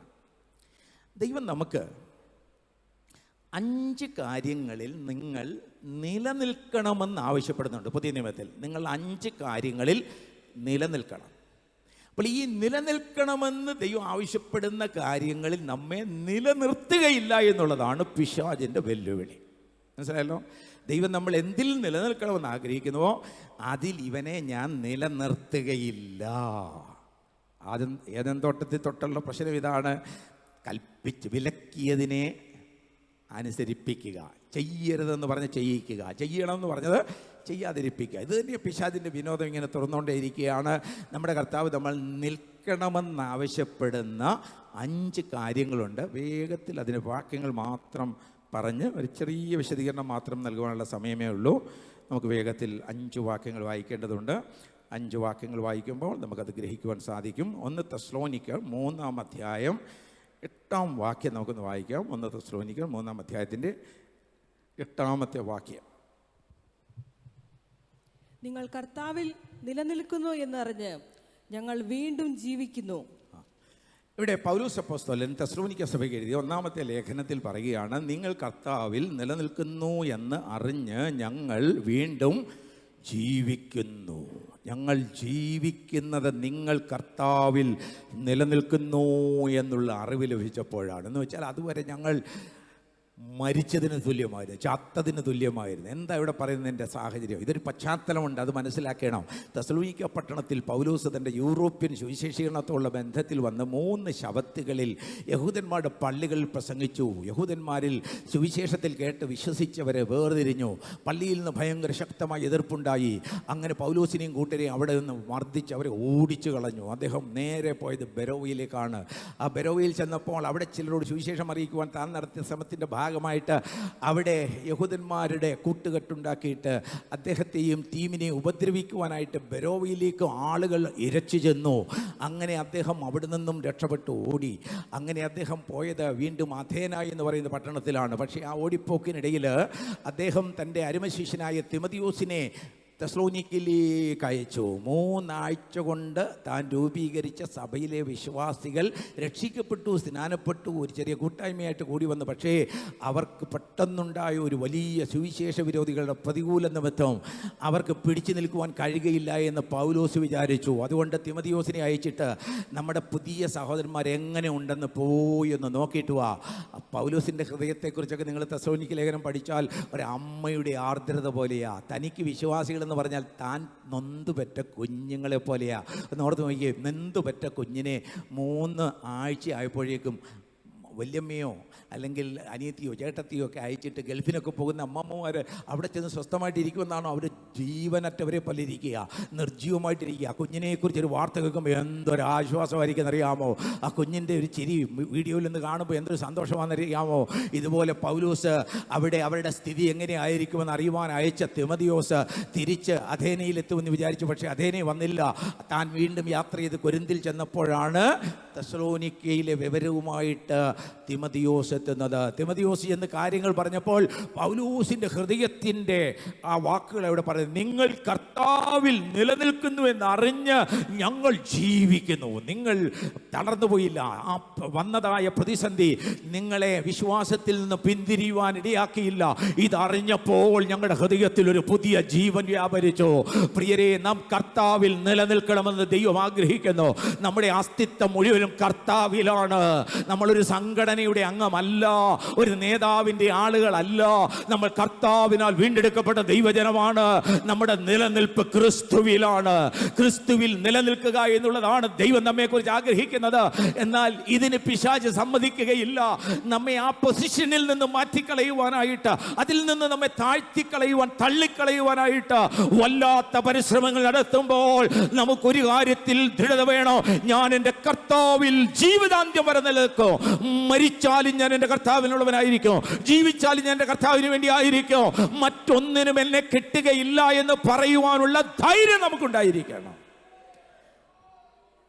അപ്പോൾ ഒരുവൻ ക്രിസ്തുവിലായാൽ അവൻ പുതിയ സൃഷ്ടിയാകുന്നു. ഇത് രക്ഷിക്കപ്പെടുമ്പോൾ ഉണ്ടായ അനുഭവം, പിന്നെ ക്രിസ്തുവിൽ നിന്നിറങ്ങി ഞാൻ ഇതിലേ വേണം പോകാമെന്നുള്ള ചിന്ത പലരെയും ഭരിക്കുന്നുണ്ട്. പോരാ, കർത്താവിൽ നിലനിൽക്കണം. ഒന്നാമത് പിശാച് നമ്മെ വീഴ്ത്താൻ ശ്രമിക്കുന്നത് കർത്താവിൽ നിലനിൽക്കുന്ന സ്ഥിതിയിൽ നിന്ന് നമ്മെ മറിച്ചിടുവാനായിട്ട് പിശാച് ശ്രമിക്കും. എന്നാൽ നിങ്ങൾക്ക് ഞാൻ ഉറപ്പ് തരുന്നു, നിങ്ങൾ കർത്താവിൽ ഞാൻ നിലനിൽക്കുമെന്നുള്ള തീരുമാനമുള്ളവരാണെങ്കിൽ സ്വർഗത്തിലെ ദൈവം നിങ്ങളെ കർത്താവിൽ സ്ഥിരതയോടെ അവസാന നിമിഷം വരെ നിർത്തും. അത് ദൈവത്തിൻ്റെ ശക്തിയുടെ തെളിവാണ്, നമ്മുടെ കഴിവ് കൊണ്ടല്ല. നിനക്ക് മനസ്സ് മതി, എന്തെല്ലാം പ്രതികൂലങ്ങൾ വന്നാലോ ഞാൻ എൻ്റെ കർത്താവിൽ നിലനിൽക്കുമെന്നുള്ള ഒറ്റ തീരുമാനമുണ്ടോ, കർത്താവ് അതിൽ നിലനിർത്തും. നമ്മളെ നിർത്തുവാൻ നമ്മുടെ കർത്താവിന് കഴിയും. Price the Lord. രണ്ടാമത്തെ വാക്യം, അതേ യോഹന്നാൻ്റെ സുവിശേഷം 8-ാം അധ്യായം 31-ാമത്തെ വാക്യം. യോഹന്നാൻ്റെ സുവിശേഷം 8, 31, 32 വാക്യങ്ങൾ.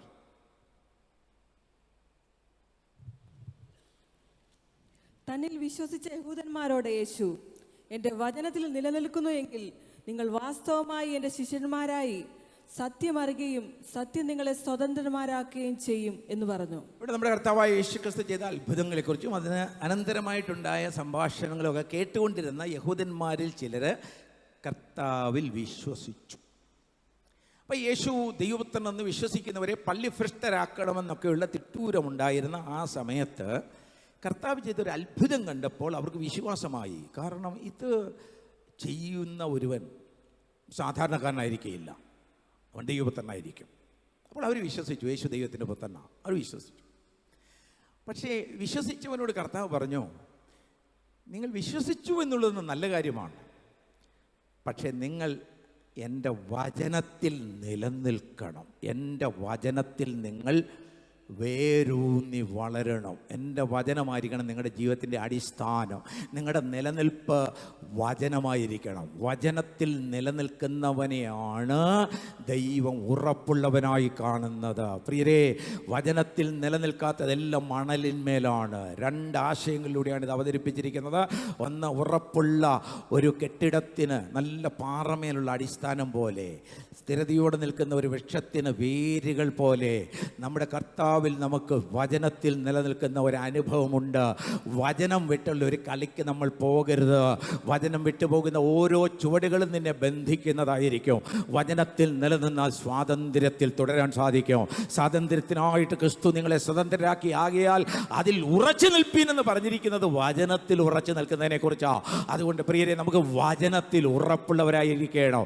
വചനം വായിക്കണം, വചനം പഠിക്കണം, വചനം ഗ്രഹിക്കണം. കേവലം ഒരു പ്രസംഗകന്റെ പ്രസംഗം കേട്ട് മാത്രമുള്ള അറിവിൽ നാം നിൽക്കരുത്.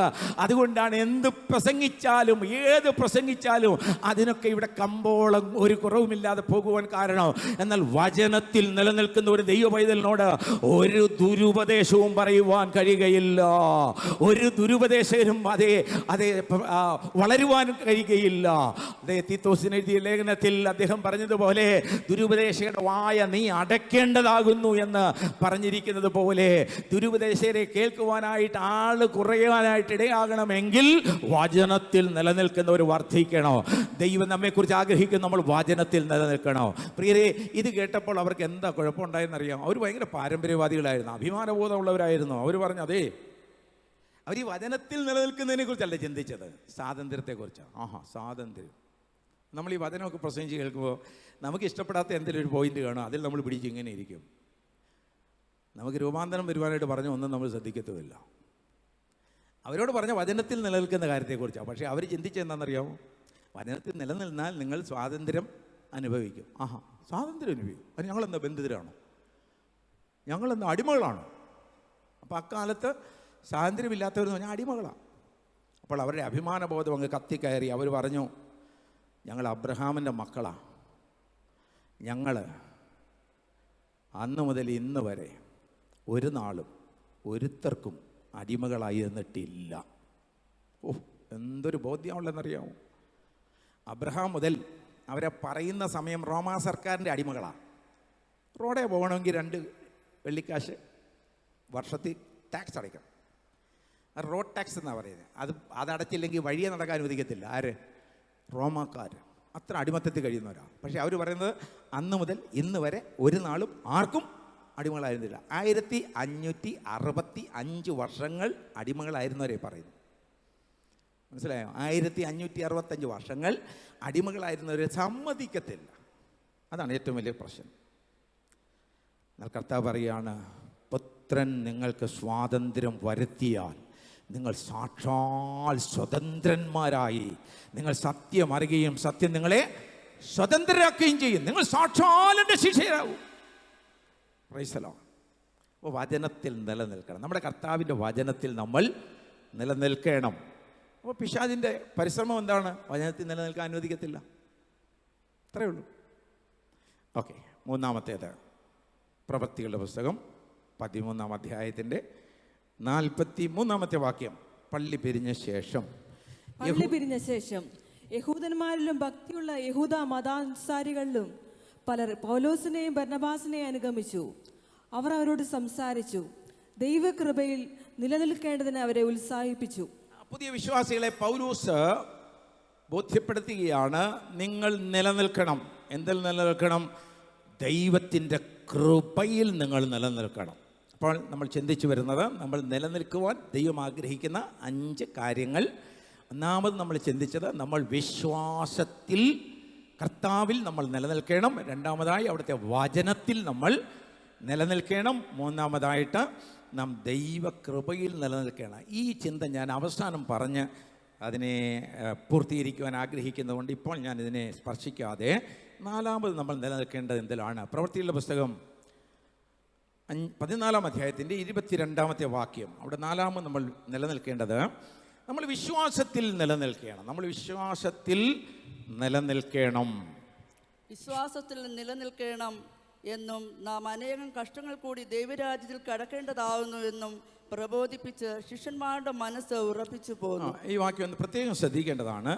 പൗലോസും തന്നോടുണ്ടായിരുന്ന ടീമങ്ങളും പല പ്രദേശങ്ങളിൽ 10 വർഷത്തിനുള്ളിൽ താൻ നടത്തിയ 3 മിഷണറി യാത്രകളിൽ സഞ്ചരിച്ച് സഭകൾ സ്ഥാപിക്കുകയൊക്കെ ചെയ്തു വന്നിരുന്നത് നിങ്ങൾക്കറിയാം. അപ്പോൾ അതിൻ്റെ ഭാഗമായിട്ട് ആദ്യം സുവിശേഷം അറിയിച്ചിട്ട് മടങ്ങി വന്ന് അന്ത്യോക്യയിലെ സഭയിൽ റിപ്പോർട്ടൊക്കെ സമർപ്പിച്ചതിന് ശേഷം വീണ്ടും അവർ ഗലാത്യ പ്രദേശങ്ങളിലൊക്കെ സ്ഥാപിച്ച സഭകളിലൂടെ കടന്നു പോവുകയാണ്. അപ്പോൾ അങ്ങനെ കടന്നുപോയപ്പോൾ അവർ ചെയ്ത ഒരു പ്രക്രിയയാണ് ഇവിടെ പറഞ്ഞിരിക്കുന്നത്. അവർ വിശ്വാസികളുടെ മനസ്സിനെ ഉറപ്പിച്ചു. എന്ത് പറഞ്ഞാൽ ഉറപ്പിച്ചെന്നുള്ളത് നിങ്ങൾ ശ്രദ്ധിച്ചായിരുന്നോ? നാം അനേകം കഷ്ടങ്ങളിലൂടെ സ്വർഗരാജ്യത്തിൽ കടക്കേണ്ടവരാകുന്നു. ഇന്നിത് പ്രസംഗിച്ച എത്ര പേർക്ക് ഉറപ്പുണ്ടാകും? സഹോദരന്മാരെ, നമുക്ക് ഭയങ്കര കഷ്ടങ്ങളൊക്കെ സഹിക്കേണ്ടി വരും. ഒരു സ്തോത്രം പോലും ആരും പറയില്ല. കാര്യം നമുക്കത് വേണ്ട. പക്ഷേ അന്നുള്ളവരുടെ മനസ്സ് ഉറപ്പ് പ്രാപിച്ചു. ഇത് പറഞ്ഞപ്പോൾ ഉറപ്പ് പ്രാപിച്ചു. എന്താ കാര്യമെന്നറിയാമോ? അവർ കണ്ടത് കഷ്ടതയല്ല, കഷ്ടതയിൽ കൂടെ എങ്ങോട്ട് പോകുമെന്നുള്ളതിനെക്കുറിച്ചാണ്. അതേ, നാം അനേകം കഷ്ടങ്ങളിലൂടെ നരകത്തിൽ പോകുന്നതാണ് പറഞ്ഞത്. അല്ല, നാം അനേകം കഷ്ടങ്ങളിലൂടെ ദൈവരാജ്യത്തിലേക്ക് കടക്കേണ്ടവരാകുന്നു. ദൈവരാജ്യമായിരുന്നു അവരുടെ മനസ്സ് നിറയെ, ദൈവരാജ്യമായിരുന്നു അവരുടെ സ്വപ്നം, ദൈവരാജ്യത്തിൽ പോകുന്നതായിരുന്നു അവരുടെ പ്രതീക്ഷ. അതിനുവേണ്ടി ഏത് കഷ്ടം സഹിക്കേണ്ടി വന്നാലും ഞങ്ങളതിന് തയ്യാറാണെന്ന് പറഞ്ഞാണ് അതേ അന്നത്തെ വിശ്വാസികൾ ജീവിച്ചിരുന്നത്. ഇന്ന് നമുക്ക് ഏറ്റവും സുഖകരമായ മാർഗത്തിലൂടെ സ്വർഗത്തിലെത്താൻ സാധിക്കുമെങ്കിൽ അതിനുവേണ്ടി കാംക്ഷിക്കുന്നവരാണ്. എന്നാൽ പ്രിയരെ, അങ്ങനെ ഒരു സംഭവം തിരുവചനത്തിൽ പറയുന്നില്ല. അതേ ജീവങ്കിലേക്ക് പോകുന്ന വാതിൽ ഇടുക്കവും ഞെരുക്കവും ഉള്ളതാണ്, വഴി അത് ഞെരുക്കമുള്ളതാണ്. അതിലെ കടക്കുന്നവർ ചുരുക്കമാണെങ്കിലും അവരുടെ മുൻപിലുള്ളത് സമാധാനപൂർവമായ ഒരു നിത്യതയാണ്. ദൈവം നമുക്കൊരു നിത്യതയാണ് വാഗ്ദാനം ചെയ്തിരിക്കുന്നത്.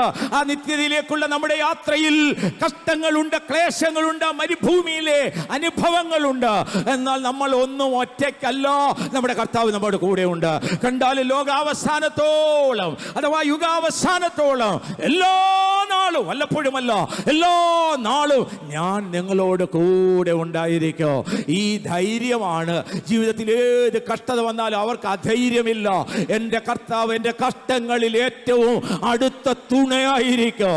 അതേ കഷ്ടതയില്ലാതെ ഇരുന്നപ്പോൾ എൻ്റെ കർത്താവ് എൻ്റെ കൂടെ ഉള്ളതിനേക്കാൾ സമീപസ്ഥനായിട്ട് എൻ്റെ കർത്താവ് എൻ്റെ കഷ്ടതയുടെ നാളുകൾ ഉണ്ടായിരിക്കും. അതുകൊണ്ട് എൻ്റെ കർത്താവിന് വേണ്ടി ഏത് കഷ്ടം സഹിക്കുവാനോ ഞാൻ തയ്യാറാണ് എന്ന് പൗലോസ് പറഞ്ഞതുപോലെ അന്നത്തെ വിശുദ്ധന്മാരുടെ മനസ്സ് ഉറയ്ക്കുന്നത് കഷ്ടങ്ങളിലൂടെ എവിടെ ചെന്നെത്തുമെന്നുള്ള വെളിപ്പാടായിരുന്നു. Praise the Lord. ഇതിനാണ് വിശ്വാസം വേണ്ടത് കേട്ടോ. നിങ്ങൾ വിശ്വാസത്തിൽ നിലനിൽക്കണമെന്ന് പറയുമ്പോൾ കഷ്ടത വരുമെന്നുള്ള കഷ്ടതയെക്കുറിച്ചുള്ള വിശ്വാസമല്ല. കഷ്ടതയിലൂടെ കടന്നുപോയാലും ഞാൻ ചെന്നെത്തുന്നത് ദൈവരാജ്യത്തിലായിരിക്കും. ഈ ലോകത്തിൽ നിങ്ങൾക്ക് കഷ്ടമുണ്ട് എങ്കിലും ധൈര്യപ്പെടുവീൻ. നമ്മുടെ കർത്താവിലും അങ്ങനെയല്ലേ ചെയ്തേ? ക്രൂശിലേക്ക് പോകുന്നതിന് മുമ്പേ പറയുകയാണ്, എനിക്കിപ്പോൾ കഷ്ടം ഞാൻ അനുഭവിക്കാൻ പോകുക, പക്ഷേ എനിക്ക് മാത്രമല്ല ലോകത്തിൽ നിങ്ങൾക്കും കഷ്ടമുണ്ട്, എങ്കിലും ധൈര്യപ്പെടുവീൻ, ഞാൻ ലോകത്തെ ജയിച്ചിരിക്കുന്നു. ഈ കഷ്ടതയെ ജയിച്ച ഒരു കർത്താവ് നമുക്കുണ്ട്. നമ്മുടെ കർത്താവ് നമുക്ക് തെളിയിച്ചു തന്നിട്ടുണ്ട്. ഈ ലോകത്തിന് ഏറ്റവും അധികമായി ചെയ്യുവാൻ കഴിയുന്നത് നമ്മുടെ പ്രാണനെ എടുക്കുവാൻ കഴിഞ്ഞെന്ന് വരും. എന്നാൽ എൻ്റെ കർത്താവ് നമുക്ക് തന്നിരിക്കുന്ന ധൈര്യം ഇതാണ്, മരണത്തിന്മേലും നമുക്ക് ജയമുണ്ട്. അത് കർത്താവ് നമുക്ക് നൽകിയിരിക്കുന്ന ഉറപ്പാണ്. മരണം കൊണ്ട് അവസാനിക്കുന്നതല്ല ക്രിസ്തു ഭക്തന്റെ ജീവിതം.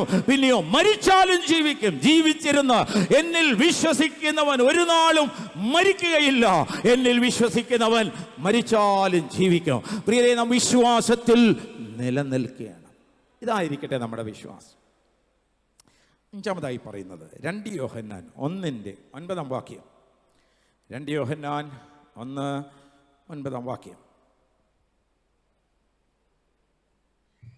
ക്രിസ്തുവിന്റെ ഉപദേശത്തിൽ നിലനിൽക്കാതെ അതിർ കടന്നു പോകുന്ന ഒരുത്തനും ദൈവമില്ല.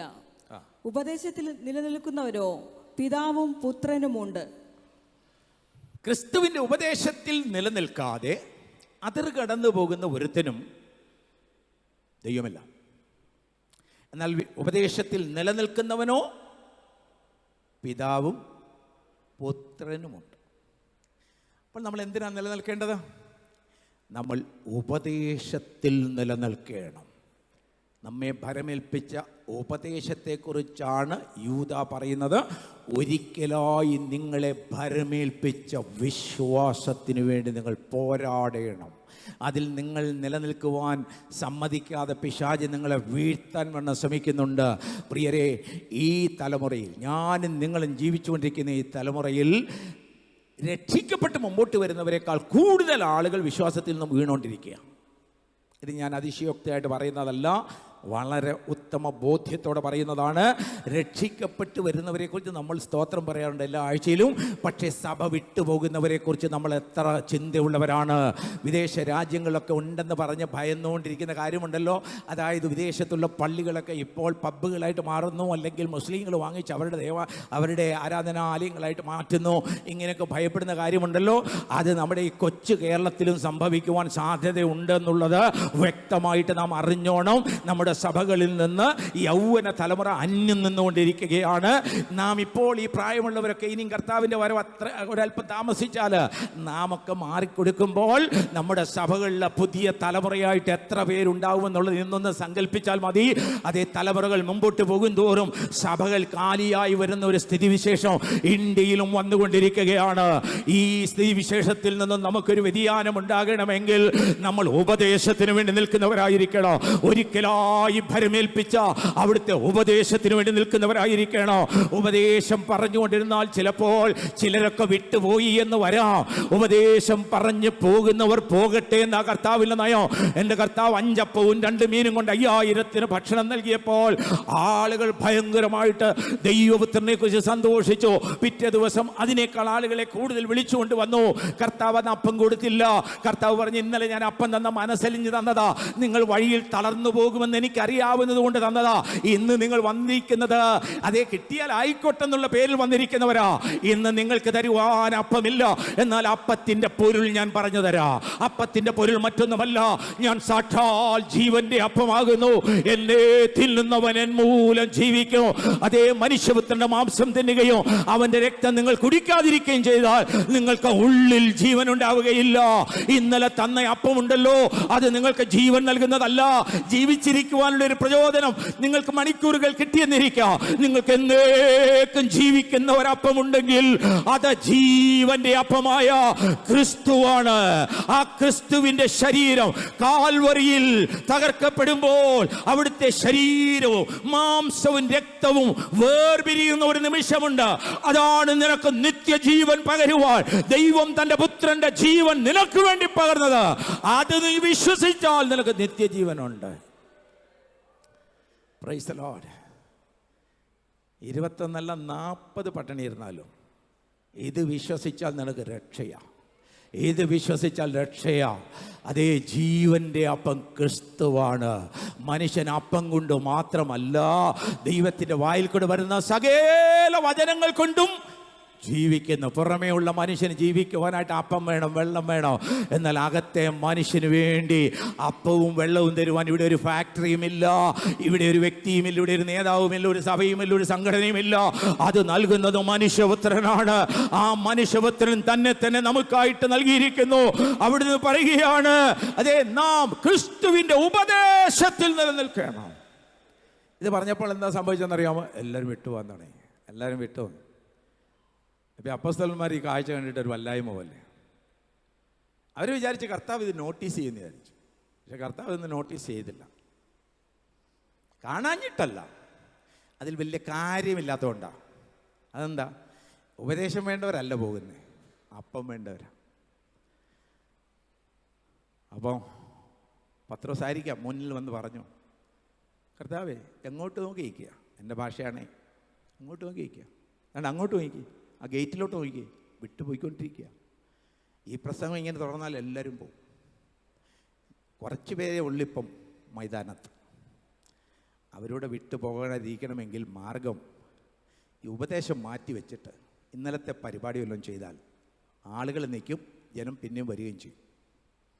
കർത്താവ് എന്താ പറഞ്ഞറിയാമോ? നിങ്ങൾ അവരുടെ കാര്യം വിട്, നിങ്ങൾ നിങ്ങളുടെ കാര്യം പറ. നിങ്ങൾക്ക് പോകാൻ മനസ്സുണ്ടോ എങ്കിൽ പൊക്കോ. പ്രിയരെ, എൻ്റെ കർത്താവിന് ഉപദേശത്തിൽ നിലനിൽക്കുന്ന ഒരാളുണ്ടെങ്കിൽ അവരെയാണ് നോട്ടം. ഉപദേശത്തിൽ നിൽക്കുന്നവരെ എൻ്റെ കർത്താവ് മാനിക്കുന്നു. കാരണം ഉപദേശമാണ് പിതാവും പുത്രനുമായുള്ള നമ്മുടെ ബന്ധത്തിൻ്റെ ചരടെന്ന് പറയുന്നത്. നമ്മുടെ കുടുംബശ്രേഷ്ഠതയല്ല, നമ്മുടെ ജോലിയല്ല, നമ്മുടെ വസ്ത്രമല്ല, ശമ്പളമല്ല, ബാങ്ക് നിക്ഷേപമല്ല, നമ്മൾ പാർക്കുന്ന വീടിൻ്റെ വലിപ്പമല്ല, നമ്മുടെ കുടുംബത്തിൻ്റെ പാരമ്പര്യമല്ല. നമ്മെയും ദൈവത്തെയും തമ്മിൽ ബന്ധിപ്പിക്കുന്നത് അവിടുത്തെ ഉപദേശത്തിൻ്റെ ചരടാണ്. ആ ചരടുമായുള്ളൊരു ബന്ധം നമുക്കില്ല എങ്കിൽ പിന്നെ പോക്കാട് പ്രിയരെ. അതുകൊണ്ട് ഉപദേശത്തിൽ നിൽക്കണം.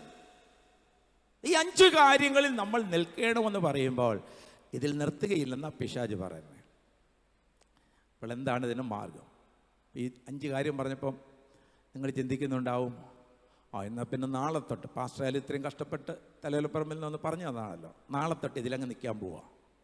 കർത്താവിൽ നിൽക്കും, വചനത്തിൽ നിൽക്കും, വിശ്വാസത്തിൽ നിൽക്കും, ഉപദേശത്തിൽ നിൽക്കും, കൃപയിൽ നിൽക്കും എന്നെല്ലാം പറഞ്ഞു അല്ലേ? തീരുമാനം എടുത്തിരിക്കുക. പക്ഷേ ഞാൻ പറയുന്നു, നിങ്ങളുടെ തീരുമാനം കൊണ്ട് നിങ്ങൾ നിൽക്കാൻ പോകുന്നില്ല. നിങ്ങളുടെ തീരുമാനം കൊണ്ട് നിങ്ങൾ നിൽക്കാൻ പോകുന്നില്ല. അതിനാവശ്യമായ ഘടകം എന്താണ്? നമ്മൾ സ്റ്റോപ്പ് ചെയ്ത വാക്യം എടുത്ത് ഒന്നുകൂടെ വായിക്കുക. 1 കൊരിന്ത്യർ 10:12 വാക്യം വായിച്ച് നമ്മൾ ഈ സന്ദേശം ഇവിടെ അവസാനിപ്പിക്കാൻ പോവുകയാണ്. ആ വാക്യം ഒന്നുകൂടെ. ആകയാൽ താൻ നിൽക്കുന്നു എന്ന് തോന്നുന്നവൻ വീഴാതിരിപ്പാർ നോക്കിക്കൊള്ളട്ടെ. മനുഷ്യർക്ക് മതി, നടപ്പല്ല. മതി, മതി, മതി, മതി. അത്രയും മതി.